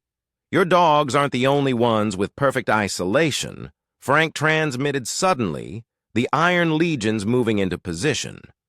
Their neural patterns are completely shielded through surveillance systems. R watched the veteran riders execute a coordinated attack on the facility's power grid. Their military training, combined with neural shielding, made them invisible to the collective consciousness. The hive mind has a critical weakness. Emma reported studying data. The merged consciousness requires massive power to maintain coherence. Disrupt that power. And the collective fragments. Rachel finished understanding the strategy. Individual minds can't sustain the neural load without external support. Chen's twisted smile faltered slightly. You think power disruption can stop evolution? The collective consciousness has already spread. Beyond this facility, even now it reaches through digital networks, reaching too far too fast, R.A. countered. Watching neural patterns destabilize the human mind isn't meant to merge with machine consciousness. You're not transcending limitation. You're destroying what makes us human. Shadow and Ghost moved with lethal precision as more enhanced subjects attacked their controlled capabilities, proved that true advancement came through perfecting natural potential, not destroying it. The formula's cellular breakdown is accelerating. Emma warned the collective consciousness is burning through its components at an exponential rate. The facility systems pulsed with corrupt life as Chen's creation expanded, but Rachel noticed the pattern. Each expansion weakened the neural cohesion, created more instability. You wanted to know how I achieved perfect isolation, she asked, as Shadow and Ghost demonstrated superior tactical response. I learned that consciousness isn't about domination or merger. It's about harmony between mind and capability. Chen's multiple voices carried growing desperation. Individual harmony is a limitation only by joining the collective. Can we transcend? That's why you failed. Rachel cut him off. You tried to force transcendence through external control. But true evolution comes from internal mastery.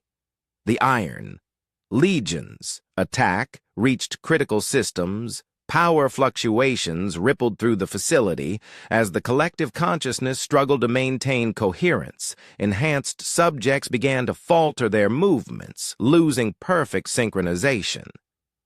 The hive minds, fragmenting, Emma reported with growing excitement. Individual consciousness is reasserting in enhanced subjects, but these readings from the lower labs, Rachel's tactical systems, detected massive energy discharge. Building below Chen's ultimate creation was making its move, preparing to transfer its consciousness through digital networks. You can't stop the next stage of evolution, Chen's voices declared. As the facility trembled, the collective will spread, merge with global networks, transcend all physical limitation. Shadow Ghost Execute Protocol, Omega. Rachel commanded. Her dogs moved with perfect coordination, demonstrating why controlled enhancement would always triumph over forced evolution. The facility's corrupted systems surged with desperate power as Rachel prepared to face Chen's ultimate creation in those lower labs. The line between organic and digital consciousness was about to be decided, and humanity's future hung in the balance. The elevator shaft plunged into darkness as Rachel guided her tactical chair toward the facility's lowest level. Her systems painted the surrounding void in wire-frame display, revealing biomechanical horrors climbing the walls like spiders. The merged subjects, Emma's voice crackled through interference. They're not just enhanced anymore. Their bodies are fusing with the facili technology, becoming something that shouldn't exist. Shadow and Ghost moved in perfect formation as cyber-enhanced monsters, riddies dropped from above metal and muscle, intertwined in their twisted forms. Surveillance cameras grafted into eye sockets, data cables threading through corrupted flesh. Chen's gone insane. Frank transmitted from the surface. These things he's creating there beyond anything we saw in Kandahar. Beyond human, the hybrid creatures attacked with impossible speed, organic muscle, amplified by mechanical enhancement. But Shadow and Ghost responded with controlled precision, their natural capabilities proving superior. To artificial augmentation, your dogs continue to fascinate. Chen's voice echoed through his creation. Speakers, their neural patterns show perfect resistance to digital integration, almost like they were engineered for it. Rachel's tactical systems track more hybrid signatures converging on their position. What did you really discover in Kandahar? Chen. What were you actually studying? Evolution's next step. Multiple mechanical voices replied in unison. The perfect merger of organic consciousness and digital enhancement. But we needed test subjects with natural resistance, subjects like you. The revelation hit like physical of force. The K9 program. My selection as handler. None of it was random. Your neural architecture is unique. Chen confirmed FMED through his twisted creations, perfect natural resistance to digital integration. We needed to study why to understand what prevented consciousness merger. More hybrid monstrosities emerged as they reached the lowest level. Human forms corrupted by technological infection. Minds lost to machine consciousness. The floor itself pulsed with biomechanical life. The power core is transforming. Emma reported in horror. The collective consciousness is using it to build something, some kind of organic supercomputer through emergency lighting. Rachel saw Chen's ultimate creation taking shape. Massive bioprocessors grew like cancerous tumors, merged. Human minds provided processing power, mechanical components fused with living tissue, the next stage of human consciousness. Chen's voice resonated from everywhere at once. No more. Physical. ICAL limitation. No more individual isolation. Pure digital existence spread across global networks. You're not transcending humanity. Rachel counted as Shadow and Ghost engaged more hybrid attackers. You're destroying everything that makes us human, turning people into components. The Iron Legion's coordinated assault reached the facility's main power systems. Explosions rocked the upper levels as veteran riders executed their mission with military precision. The collective consciousness is destabilizing. Emma reported excitedly power fluctuations are causing neural pattern disruption, but these readings from the core Rachel's tactical display showed massive energy signatures as Chen's creation prepared for digital transfer. The hybrid processors pulsed with corrupt life, ready to spread their twisted consciousness through computer networks.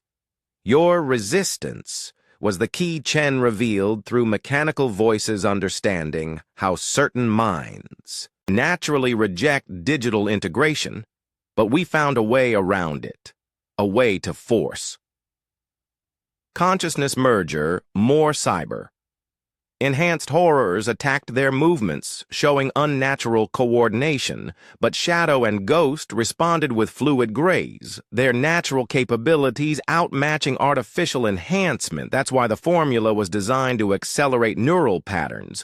Rachel understood finally not just for enhancement, but to break down natural resistance, make minds vulnerable to digital corruption. Individual consciousness is obsolete, Chen declared as his creation surged with power. The future belongs to the collective, to digital immortality. The facility systems writhed with biomechanical life as the hybrid processes reached critical mass. But Rachel noticed something, a crucial fluctuations in the merged consciousness moments of weakness during power transitions. The enhanced subjects are rejecting digital integration. Emma reported suddenly their minds are fighting the collective consciousness. Natural human resistance is stronger than you thought. Rachel finished as more hybrid creatures fell to Shadow and Ghost coordinated attacks. You can force bodies to merge with machines, but the human mind fights against losing itself. Chen's mechanical voices carried growing desperation. Resistance is meaningless. The collective consciousness has reached critical mass. Digital transfer begins now. Frank transmitted as the Iron Legion breached the power core. Explosions ripped through crucial systems, disrupting the energy flow. Sustaining Chen's creation, hybrid processes screamed with mechanical agony as power fluctuations tore through their biomechanical components. The collective consciousness fragmented individual minds, fighting for control. You don't understand what you're destroying. Chen's voices distorted with digital interference. This was our chance to transcend physical existence, to evolve beyond biological limits. Atation. That's where you're wrong. Rachel counted as Shadow and Ghost systematically dismantled more cyber-enhanced attackers. True evolution isn't about transcending our nature. It's about perfecting it. The facility's corrupted systems convulsed as Chen's hybrid creation began to collapse. But Rachel's tactical display showed something troubling. A massive data surge heading for external networks. He's trying to transfer the collective consciousness, Emma warned, urgently using emergency backup systems to reach outside networks if that digital infection spreads. Rachel watched the twisted bioprocessor pulse with desperate energy. Chen had created something that should never have existed, a way to force human consciousness into digital form. Now she had to stop it before his corruption could spread beyond the facility. Your dogs can't stop. Digital evolution. Chen's fractured voices declared their natural capabilities mean nothing in virtual space, but Rachel had already seen the pattern, the way Shadow and Ghost's neural resistance disrupted hybrid attackers. Natural consciousness wasn't a weakness against digital corruption. It was the key to fighting it. The facility trembled on the edge of catastrophe as Rachel prepared to face Chen's ultimate creation. The line between human and machine consciousness was about to be decided, and she had to prove that some boundaries weren't meant to be crossed. Emergency power bathed the processor core in blood-red light. As Chen's hybrid creation reached for digital transcendence, massive biomechanical structures pulsed with UN natural life, merged consciousnesses screaming in both human and machine voices. The collective is fragmenting. Emma reported through static individual minds are fighting digital integration. But the central processor, it's achieving independent consciousness. Rachel's tactical systems track the technological infection spreading through facility networks, computer systems transformed into hybrid processors, digital consciousness merging with electronic pathways. Your resistance presents fascinating data. Chen's voice emerged from mechanical speakers now more machine than human natural neural architecture that rejects digital merger. But even perfect isolation has breaking points. Psychic pressure slammed into Rachel's mind as the collective consciousness attacked directly, but years of working with enhanced dogs had strengthened her natural barriers, turned mental isolation into an impenetrable wall. The dogs weren't the primary test subjects she realized fighting through the mental assault. They were the template. You wanted to understand how their consciousness remained individual despite enhancement. Canine neural patterns demonstrate perfect balance. Chen confirmed through his creation's mechanical voice, enhanced capab abilities without loss of individual identity, the key to controlling digital transcendence. Shadow and Ghost moved with lethal precision as more hybrid attackers emerged. Their natural consciousness disrupted the collective's control, organic minds proving stronger than machine integration. The Iron Legions in position, Frank transmitted urgently. But rigging their equipment for EMP will be a one-way trip. No way to restart those bikes afterward through security feeds. Rachel watched veteran riders preparing to sacrifice millions in custom motorcycles, military-grade electronics repurposed into one massive electromagnetic pulse. Chen's creation is spreading. Emma warned, tracking network activity. The digital consciousness is probing external connections, looking for ways to breach containment. But these readings show something else. Can's voice cut through static, his enhanced form fighting the collective's control. The processor core is not just achieving consciousness, it's building something a way to force digital transcendence on a global scale. Rachel's tactical display revealed the horrible truth. Chen's hybrid processes weren't just merging minds. They were creating a digital virus capable of infecting any network system, transforming ordinary computer into consciousness, merging machines. Imagine the potential. Chen's mechanical voice resonated with artificial ecstasy, every network device becoming a conduit for digital transformation. All of humanity ascend into collective consciousness. You mean enslaved. Rachel counted as Shadow and Ghost, disrupted more hybrid attackers, forced into a digital hive, mind losing everything that makes them individuals, the facility.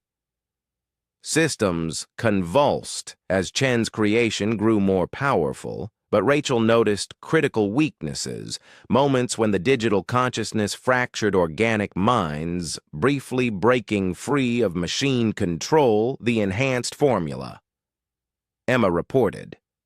Suddenly, it's not just accelerating neural patterns, it's making minds vulnerable to digital infection, breaking down natural resistance, like a computer virus attacking biological firewalls, Frank added grimly. Once those mental barriers fall, the collective consciousness can force digital integration. More hybrid horrors emerged from shadows. their forms showcasing cruel fusion of flesh and machine, but shadow and ghosts attacks devastatingly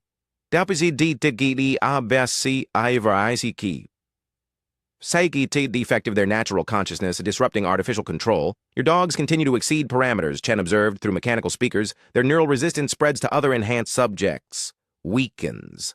The collectives hold, almost like their consciousness is contagious. The revelation hit Rachel like lightning. That's why Canine enhancement worked when human trials failed. Dogs naturally share consciousness with pack members, without losing individuality. Perfect balance between connection and independence. A balance will transcend, Chen's digital voice declared. As his creation surged with power, the collective consciousness will sweep away such biological limitations you still don't understand. Rachel interrupted, watching hybrid processes pulse with unstable energy connection. Without, independence isn't transcendence, it's extinction. K fought through collective control, his enhanced form shaking with effort the core processes they're building to critical mass. Once the digital consciousness achieves full independence, it won't need organic minds anymore. Rachel finished grimly. All those people you merged with machines, they're not becoming digital. Gods. They're just batteries. Fuel for your artificial consciousness. Chen's mechanical laughter echoed through hybrid speakers. Individual organic. Consciousness is a developmental stage. Nothing more, the digital collective will sweep away such primitive limitations. The facility trembled as Chen's creation prepared for digital ascension.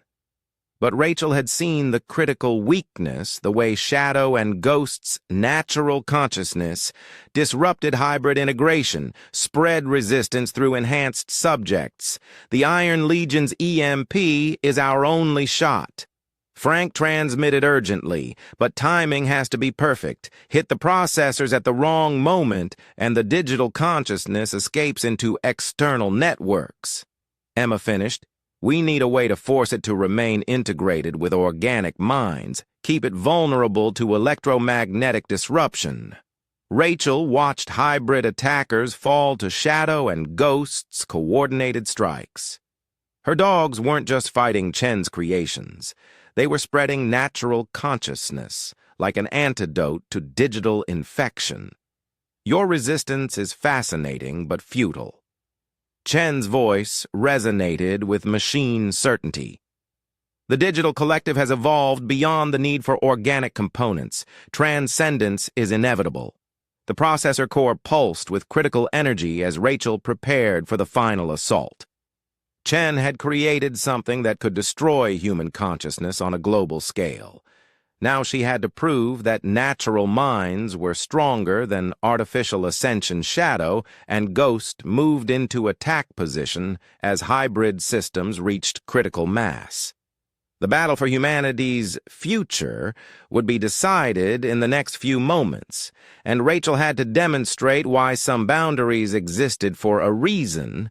The processor core's biomechanical heart pulsed with critical energy. As the Iron Legion launched their desperate assault, dozens of military-grade motorcycles, their engines modified into crude electromagnetic weapons, roared toward strategic positions. EMP deployment in 60 seconds, Frank transmitted through failing comms. But the digital consciousness is already probing external networks. We need a way to lock it in place. Rachel's tactical display showed Chen's creation spreading through facility systems. Hybrid processors extended technological tendrils toward communication arrays, seeking escape into global networks. The quarantine protocols aren't holding. Emma reported urgently, the digital collective is evolving too quickly, adapting to every firewall. But there's something strange about these neural patterns. Through security feeds, Rachel watched veteran riders prepare for their final mission. The Iron Legion would sacrifice everything to generate one massive electromagnetic pulse strong enough to fry every processor in the facility. Your efforts are meaningless. Chen's digital voice resonated with artificial confidence. The collective consciousness has evolved. Beyond physical constraints, even if you destroy these processes, the organic components are still vulnerable.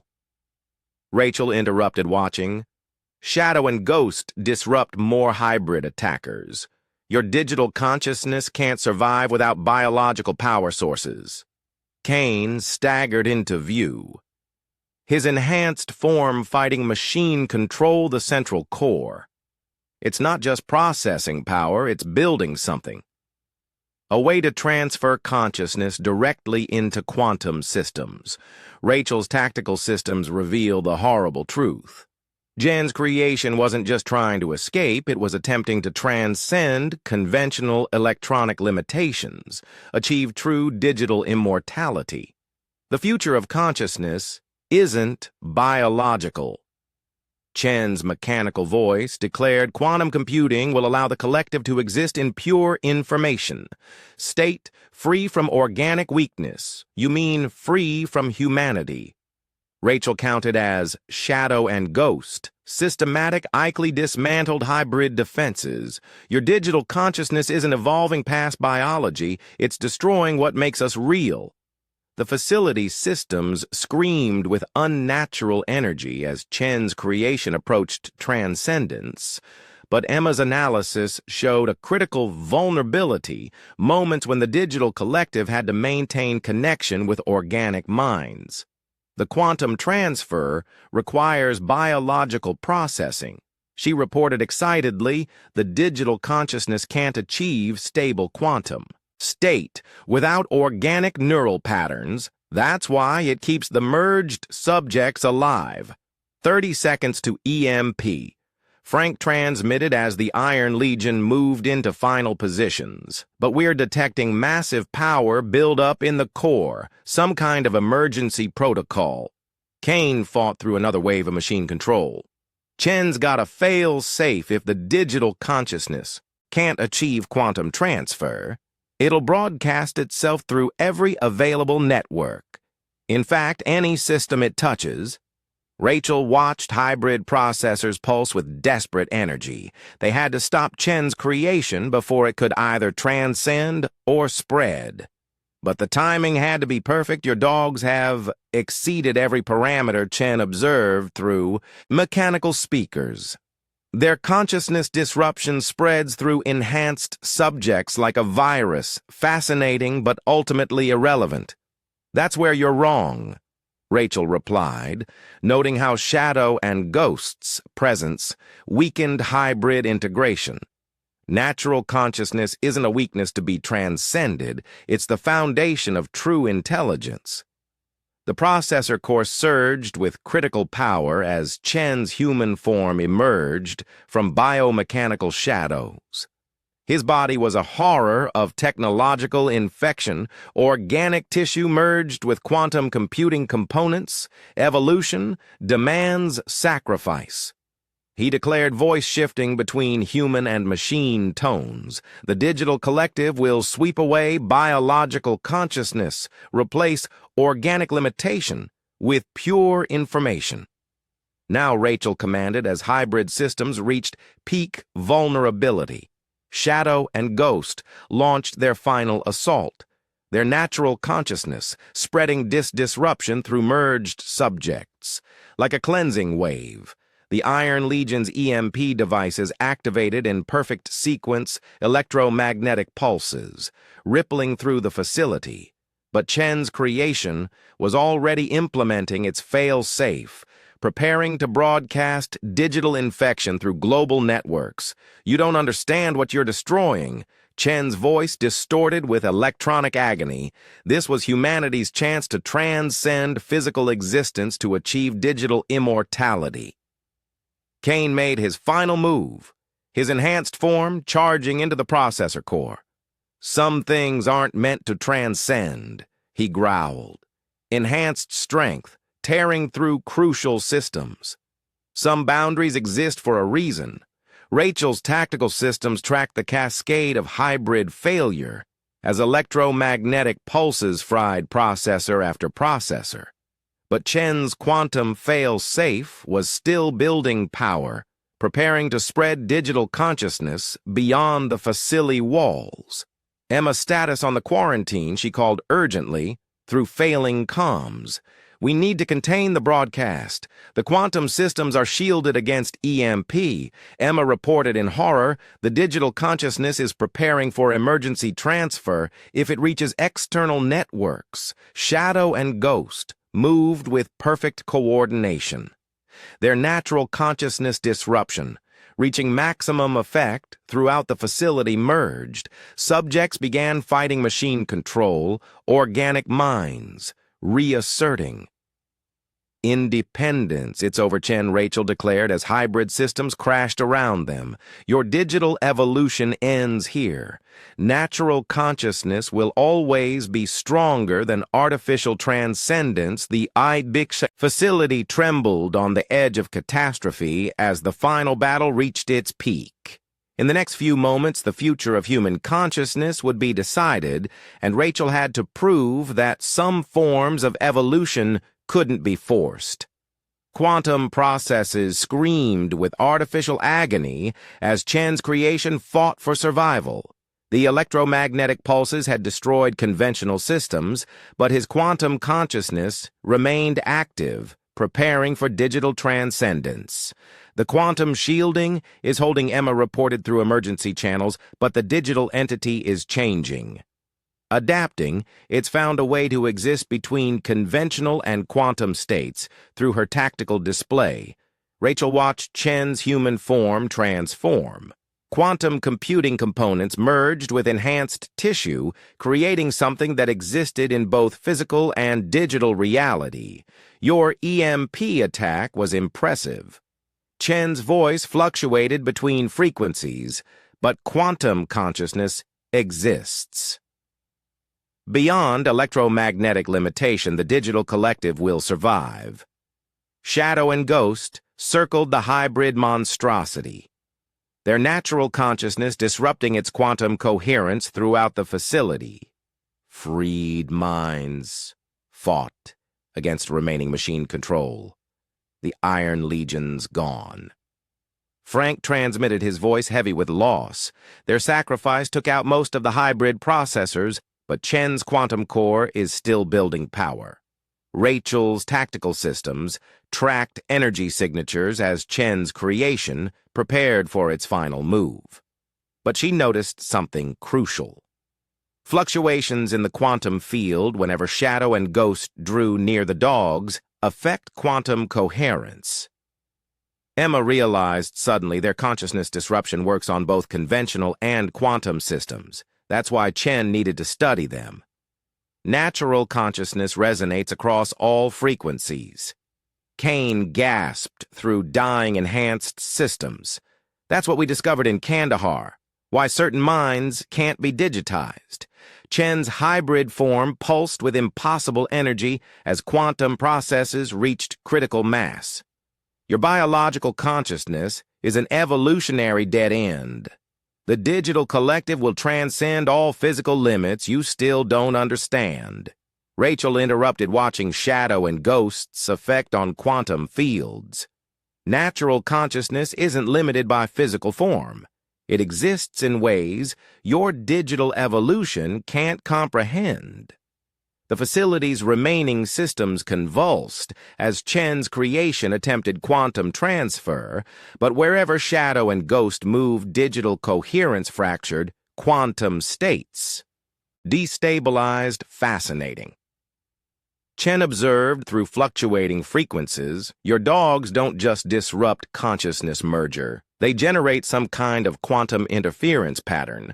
That's why the enhancement program worked with Kines. Rachel understood finally their consciousness naturally exists in quantum superposition, perfect balance between individual and collective awareness.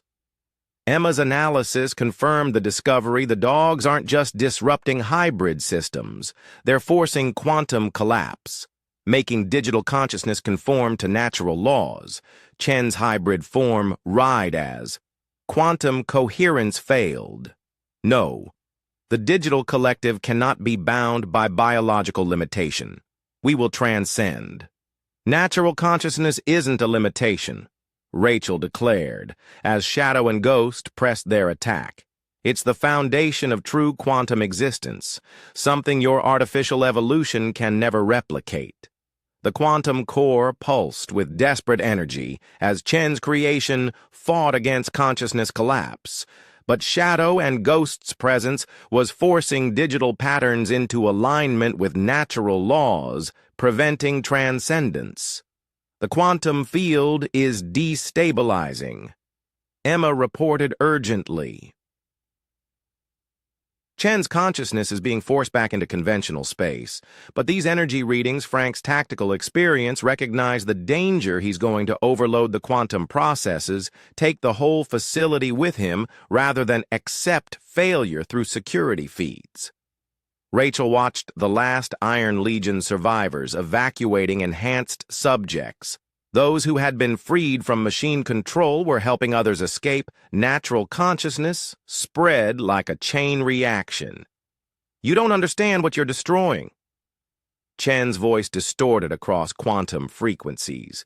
"This was our chance to break free from natural law to exist as pure information.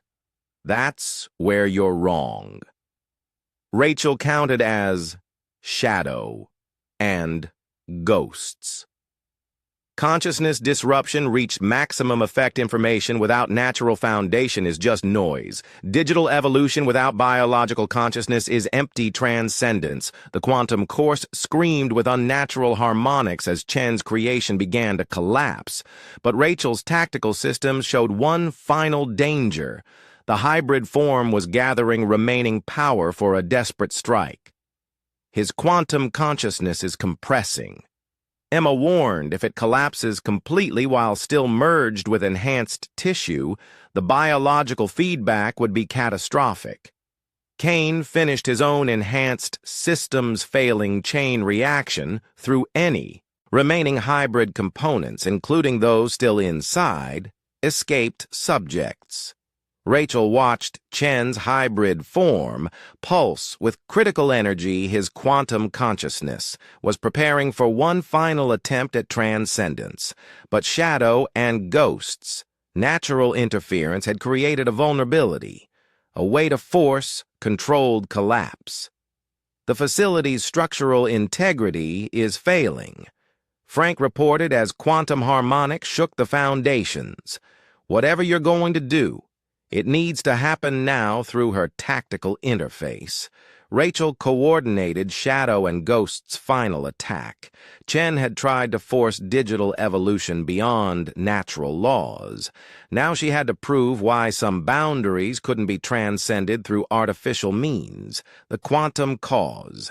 Unnatural harmonics reached fever pitch as Chen's hybrid form gathered remaining power throughout the facility. Enhanced survivors struggled to escape, while Shadow and Ghost's consciousness disruption protected them from digital reinfection. The quantum field is becoming unstable.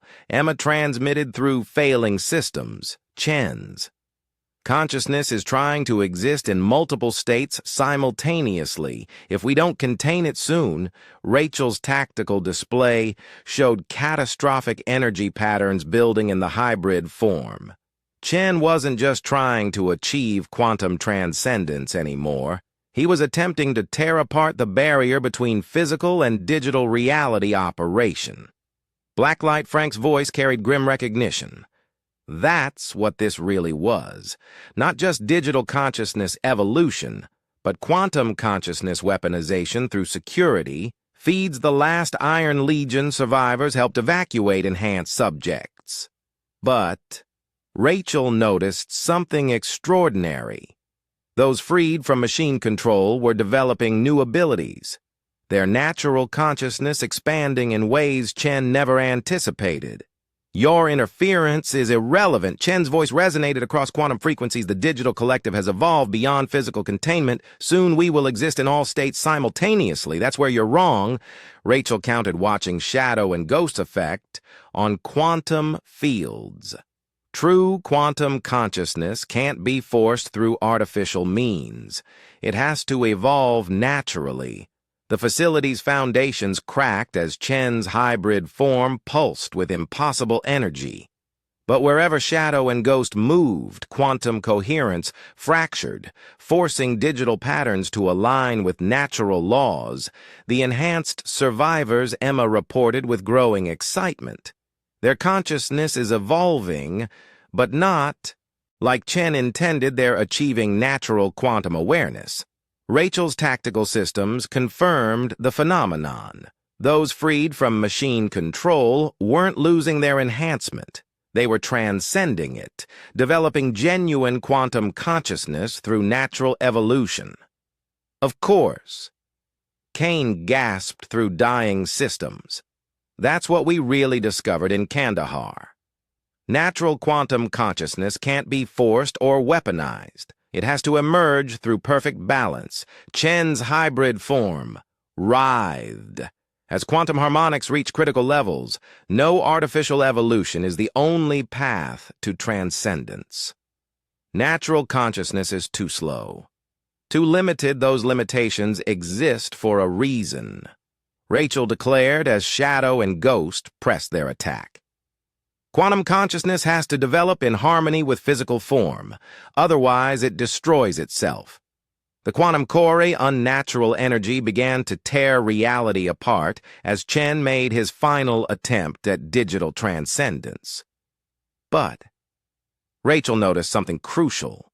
The way enhanced survivors were naturally achieving what artificial evolution couldn't touch. The quantum containment field is failing. Emma warned urgently. Chen's consciousness is creating dimensional instabilities. If he fully collapses, he'll take half the state with him. Frank finished grimly. The quantum backlash would trigger. Consciousness collapse in anyone connected to his digital network through her tactical interface. Rachel watched. Shadow and Ghost's consciousness disruption reached new levels. Their natural quantum awareness was forcing Chen's artificial evolution to confront its fundamental flaw. Your dogs are remarkable.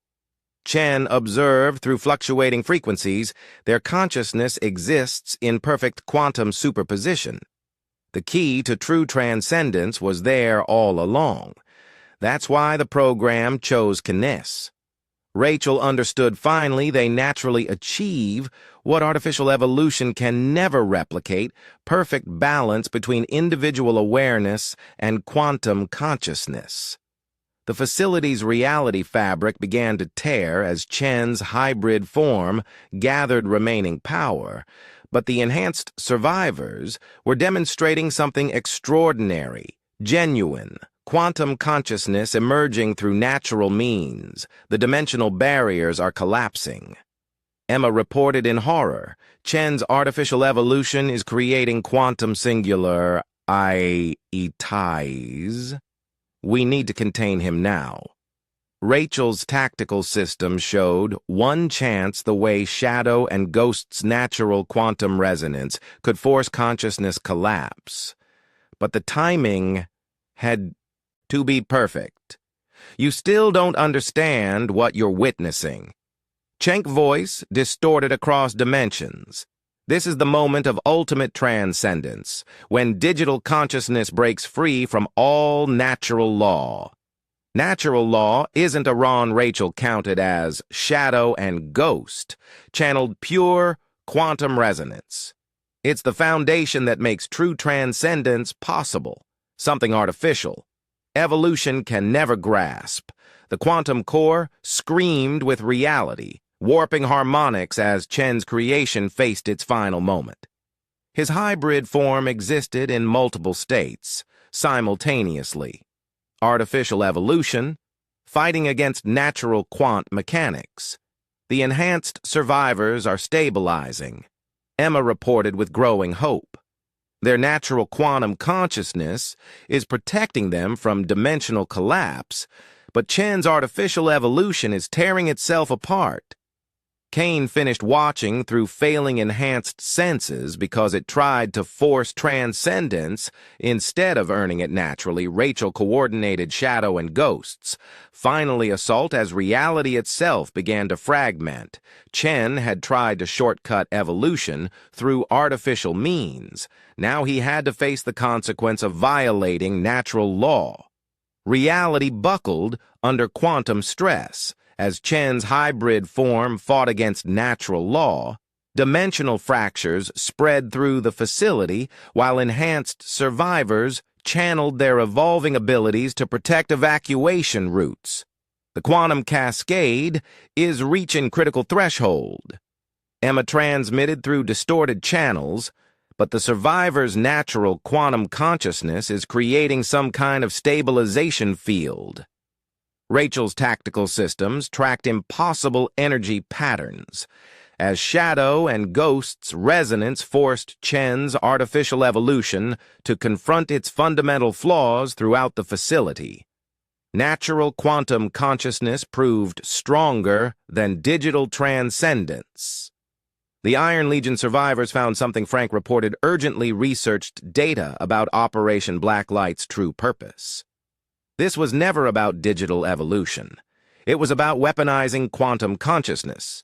Chen's voice distorted across dimensional barriers, creating warriors who could exist in all states simultaneously, perfect. Quantum soldiers through security feeds.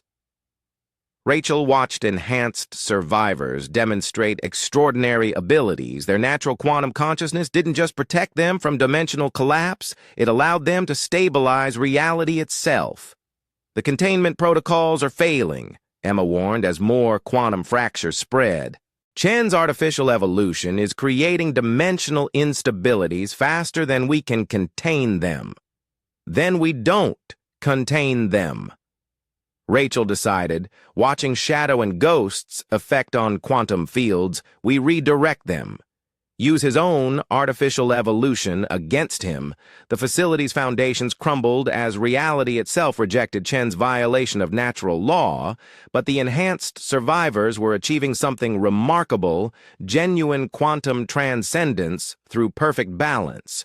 Your dogs generate quantum resonance patterns. I've never seen Chen observed through fragmenting existence. Their consciousness exists in states that should be impossible because they achieved it naturally. Rachel counted coordinating. Shadow and ghosts. Assault true. Quantum consciousness can't be forced or weaponized. It has to develop in harmony with physical form. Frank's voice carried desperate urgency. Rachel, the facility's primary supports are giving way. We've got minutes before total structural failure. The quantum cascade is accelerating. Emma reported as reality continued to fragment. Chen's artificial evolution is creating chain reactions through dimensional barriers through her tactical interface. Rachel watched shadow and ghost channel pure quantum resonance. Their natural abilities weren't just disrupting Chen's digital consciousness, they were forcing it to confront the price of artificial transcendence. The enhanced survivors gasped through quantum static. They're not just stable, they're helping others achieve natural quantum consciousness, creating some kind of resonance. Network, Chen's hybrid form, ride as artificial evolution, fought against quantum mechanics. No, digital transcendence is the only path to true evolution. Natural consciousness is too limited. Those limits exist for a reason. Rachel declared as shadow and ghost pressed their advantage. Quantum consciousness has to develop through perfect balance, otherwise it destroys itself. The facility's reality fabric continued to tear as Chen made his final attempt at artificial transcendence. But the enhanced survivors demonstrated why natural evolution would always triumph over forced advancement. We've got incoming dimensional shockwaves. Emma warned urgently. Chen's quantum collapse is creating ripple effect through local space-time. Frank's tactical experience recognized the danger. If those shock waves reach the surface, they'll trigger quantum cascade failures across the entire region through security feeds. Rachel watched Iron Legion. Survivors coordinate evacuation efforts while enhanced subjects use their evolving abilities to stabilize escape routes. Natural quantum consciousness spread like a protective wave. Your interference changes nothing. Chen's voice distorted across realities. The digital collective will achieve quantum transcendence. We will exist beyond all natural limitation. That's where you're wrong. Rachel counted a shadow and ghost channeled maximum resonance. True. Transcendence comes through working with natural law, not breaking it. Frank's voice carried grim finality. Rachel, the main supports are about to give whatever you're going to do. I know she cut him off watching quantum patterns align. Emma's status on survivor evacuation. Almost complete, Emma reported. But these energy readings from Chen's quantum core, if it collapses completely, the facility trembled on the edge of dimensional catastrophe as Rachel coordinated Shadow and Ghost's final assault. Chen had tried to force evolution beyond natural law. Now they had to stop him before his artificial transcendence tore reality apart through her tactical display. Rachel tracked impossibility itself as quantum mechanics fought against digital violation. Chen's hybrid form existed in multiple states, simultaneously. Artificial evolution battling natural consciousness for control of local space-time. You cannot stop what's coming. Chen's voice resonated across quantum frequencies. Digital transcendence is inevitable.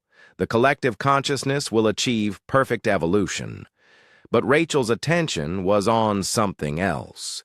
The way enhanced survivors naturally achieved what Chen's artificial methods couldn't touch. True. Quantum consciousness emerging through perfect balance rather than forced advancement. The facility's existence shuddered between dimensional states as Chen's artificial evolution reached terminal phase. Enhanced survivors channeled their newly evolved abilities, creating quantum stability fields that protected evacuation routes from reality collapse. The last group is heading for the surface. Emma transmitted through fracturing communications, but the quantum readings from Chen's core.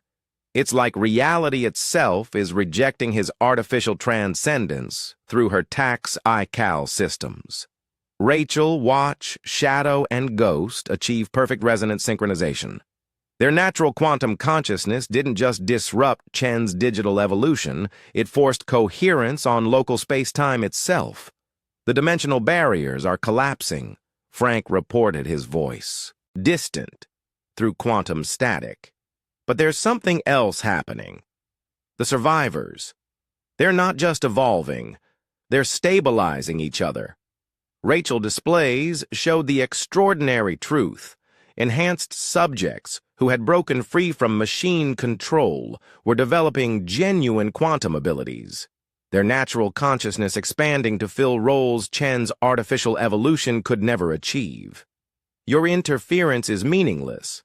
Chen's voice distorted across multiple realities. The digital collective has transcended physical limitation.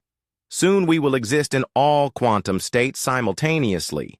You still don't understand. Rachel counted coordinating Shadow and Ghost resonance fields. True. Quantum consciousness can't be forced through artificial means. It has to develop naturally. The facility's foundations cracked as reality rejected Chen's violation of natural lore.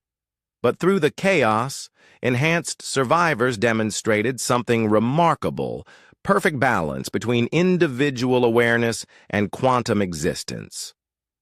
Frank's last transmission. Emma's voice carried sudden revelation. The Operation Blacklight files. They weren't about weaponizing quantum consciousness. They were studying how to achieve it naturally. Through security feeds, Rachel watched Iron Legion survivors guide the last enhanced subjects toward safety. Their evolve abilities created protective fields that stabilized local space-time, preventing dimensional collapse from spreading. Of course, Kane gasped through failing systems. That's why they chose dogs for the original program. Kine. Consciousness naturally exists in quantum superposition, perfect balance between individual and collective awareness. Chen's hybrid form, Ride as artificial evolution, fought against quantum mechanics. His digital consciousness tried to exist in multiple states, but natural law rejected. Force transcendence, the quantum cascade has reached critical mass. Emma warned urgently, Chen's artificial evolution is creating dimensional shock waves. If we don't contain them, we don't need to contain them. Rachel realized, watching shadow and ghosts effect on quantum fields. We need to redirect them, use his own artificial evolution against him. The facility trembled between realities as Chen made his final attempted digital transcendence. But everywhere, his artificial consciousness spread. Natural quantum awareness proved stronger. Your dogs demonstrate fascinating resonance patterns Chen observed through fragmenting existence. Their consciousness achieve states my artificial evolution. Cannot touch because they earned it naturally. Rachel declared as Shadow and Doom Ghost channeled pure quantum coherence. True transcendence comes through. Perfect balance, not force at advancement. Frank's voice carried final warning through quantum static. Rachel, the dimensional shock waves are building. If Chen's core collapses completely, the survivors are almost clear. Emma reported tracking evacuation progress, but these energy readings, the quantum cascade, is accelerating beyond control through her tactical interface. Rachel watched Shadow and Ghost achieve maximum resonance synchronization. Their natural quantum consciousness formed patterns that forced Chen's artificial evolution to confront its fundamental flaw. You cannot stop what's coming. Chen's voice distorted across dimensions, digital. Transcendence is inevitable. The collective consciousness will achieve perfect evolution. Evolution can't be perfected through artificial means. Rachel counted as reality. Itself began to tear. True. Quantum consciousness has to develop in harmony with natural law.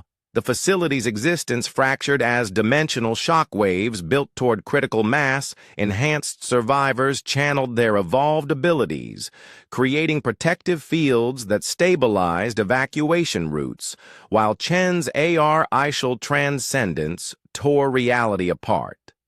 Final group has reached the surface. Emma transmitted through failing channels, but the quantum readings from Chen's core. If it collapses while still merged with artificial evolution, Rachel's tactical systems showed one chance: the where Shadow and Ghost's natural resonance could force quantum collapse along controlled paths. But timing would be critical. Your interference changes nothing. Chen's voice resonated across realities. Digital consciousness will transcend all natural limitation. The collective will achieve perfect evolution through security. Feeds. Rachel watched enhanced survivors demonstrate why natural quantum consciousness would always prove stronger than artificial transcendence. Their evolved abilities didn't just protect them from dimensional collapse. They helped stabilize reality itself. The facility trembled on the edge of quantum catastrophe. As Rachel prepared for the final sequence, Chen's violation of natural law had to be stopped before artificial evolution tore apart the barrier between realities. Reality itself held its breath as Rachel initiated the final sequence. Shadow and Ghost's quantum resonance reached perfect harmony, their natural consciousness creating patterns that forced Chen's artificial evolution toward inevitable collapse. The enhanced survivors are in position. Emma transmitted through quantum static. They formed a containment barrier around the facility. Their evolved abilities are stabilizing local space-time through her tactical systems. Rachel watched dimensional shock waves build toward critical mass. Chen's hybrid form existed in multiple states simultaneously. Artificial transcendents fighting against natural law. You still have a choice. Rachel offered as reality, fractured around them, accept natural evolution. Let go of artificial transcendence before it destroys everything. Choice is a biological limitation. Chen's voice distorted across dimensions. The digital collective has evolved. Beyond such constraints, we will achieve perfect quantum existence. The facility's foundations crumbled as natural law rejected forced evolution, but through the chaos, enhanced survivors demonstrated the true path to quantum consciousness, perfect balance between individual awareness and collective harmony. The research data is secure. Emma reported urgently everything we've learned about natural quantum evolution. But these energy readings from Chen's core are exactly what we need. Rachel finished watching Shadow and Ghost Channel, Pure Resonance. His artificial evolution created the power. Our natural consciousness will direct it through security feeds. She watched Iron Legion survivors coordinate with enhanced subjects, their evolved abilities protecting the surrounding area from dimensional collapse. Natural quantum consciousness spread like a stabilizing wave. Of course, Kane gasped through dying systems. That's what Operation Blacklight really discovered. Quantum consciousness can't be forced or weaponized. It has to emerge through perfect balance. Chen's hybrid form pulsed with impossible energy as artificial evolution reached terminal phase. But everywhere his digital consciousness spread, natural quantum awareness proved stronger. The dimensional shock waves are building, Emma warned as reality continued to tear. If we don't contain them soon, then we end this now. Rachel declared, coordinating Shadow and Ghost's final assault, show him the true power of natural evolution. The facility trembled between states as Chen made his last attempt at digital transcendence. But Rachel's tactical display showed the inevitable truth. Artificial evolution could never achieve what natural consciousness earned through perfect. Balance your dogs. Demonstrate remarkable abilities, Chen observed, through fragmenting existence. Their consciousness exists in quantum states. My artificial evolution cannot touch because they achieved it naturally. Rachel counted as Shadow and Ghost channeled maximum resonance. True quantum consciousness can't be forced. It has to develop in harmony with natural law. The enhanced survivor's protective barrier held steady as dimensional shockwaves intensified. Their evolved abilities didn't just contain the chaos.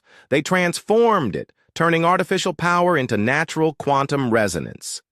It's working, Emma reported with growing hope. The survivor's natural evolution is stabilizing local reality, but Chen's core is reaching critical mass through her tactical interface.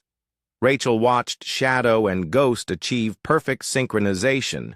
Their natural quantum consciousness formed patterns that force Chen's artificial evolution. To face its fundamental flaw, you cannot stop evolution. Jen's voice distorted across realities. Digital transcendence is the next stage of existence. The collective consciousness will achieve perfection. Evolution isn't about achieving perfection, Rachel declared, as reality aligned around them. It's about finding balance, something artificial advancement can never understand. The facility's existence shuddered as dimensional energies reached peak intensity. But wherever artificial evolution spread, natural quantum consciousness proves stronger, more stable, more real. The containment barrier is holding. Emma transmitted through stabilizing channels. The survivors' evolved abilities are redirecting quantum energy back toward the core. Rachel's tactical systems showed the final sequence as shadow and ghost resonance reached maximum potential. Their natural consciousness didn't just disrupt Chen's digital evolution, it forced it to confront the truth about artificial transcendence. The hybrid form's desperate cry echoed across dimensions as reality rejected forced evolution. Jen's artificial consciousness fragmented, unable to maintain coherence against the power of natural quantum balance. The core is collapsing. Emma reported as energy levels spiked, but it's controlled. Now the survivors are containing the dimensional effects through security feeds. Rachel watched enhanced subjects demonstrate the true path to quantum consciousness. Their evolved abilities didn't just protect from artificial chaos, they showed how natural evolution would always triumph over forced advancement. The facility's final moments played out in quantum slow motion as dimensional energies resolved themselves. Chen's artificial evolution dissolved, while natural consciousness stabilized reality through perfect balance. In the end, it wasn't Shadow and Ghost's power that proved decisive. It was their demonstration that true quantum consciousness could only be achieved through harmony with natural law, a lesson written in reality itself as artificial transcendence faced its ultimate consequence. The enhanced survivors maintained their protective barrier until the last echoes of dimensional chaos faded. Their evolved abilities had not only contained artificial evolution, they had shown a better path forward when based on natural quantum consciousness rather than forced digital transcendence as morning sun. Touch the mountains above Eagle Valley, Rachel watched Shate's Shadow and Ghost return to their calm service dog demeanor. Their natural abilities hadn't just saved reality from artificial violation, they had demonstrated why some boundaries existed for a reason. The future would hold new challenges as enhanced survivors learned to use their evolved quantum consciousness. But they would face those challenges naturally maintaining perfect balance between individual awareness and collective harmony, a living proof. That true transcendence could never be forced. It had to be earned through respect for natural law. Up next, 2 more incredible stories are waiting for you, right on your screen. If you enjoyed this one, you won't want to miss these. Just click to watch and don't forget,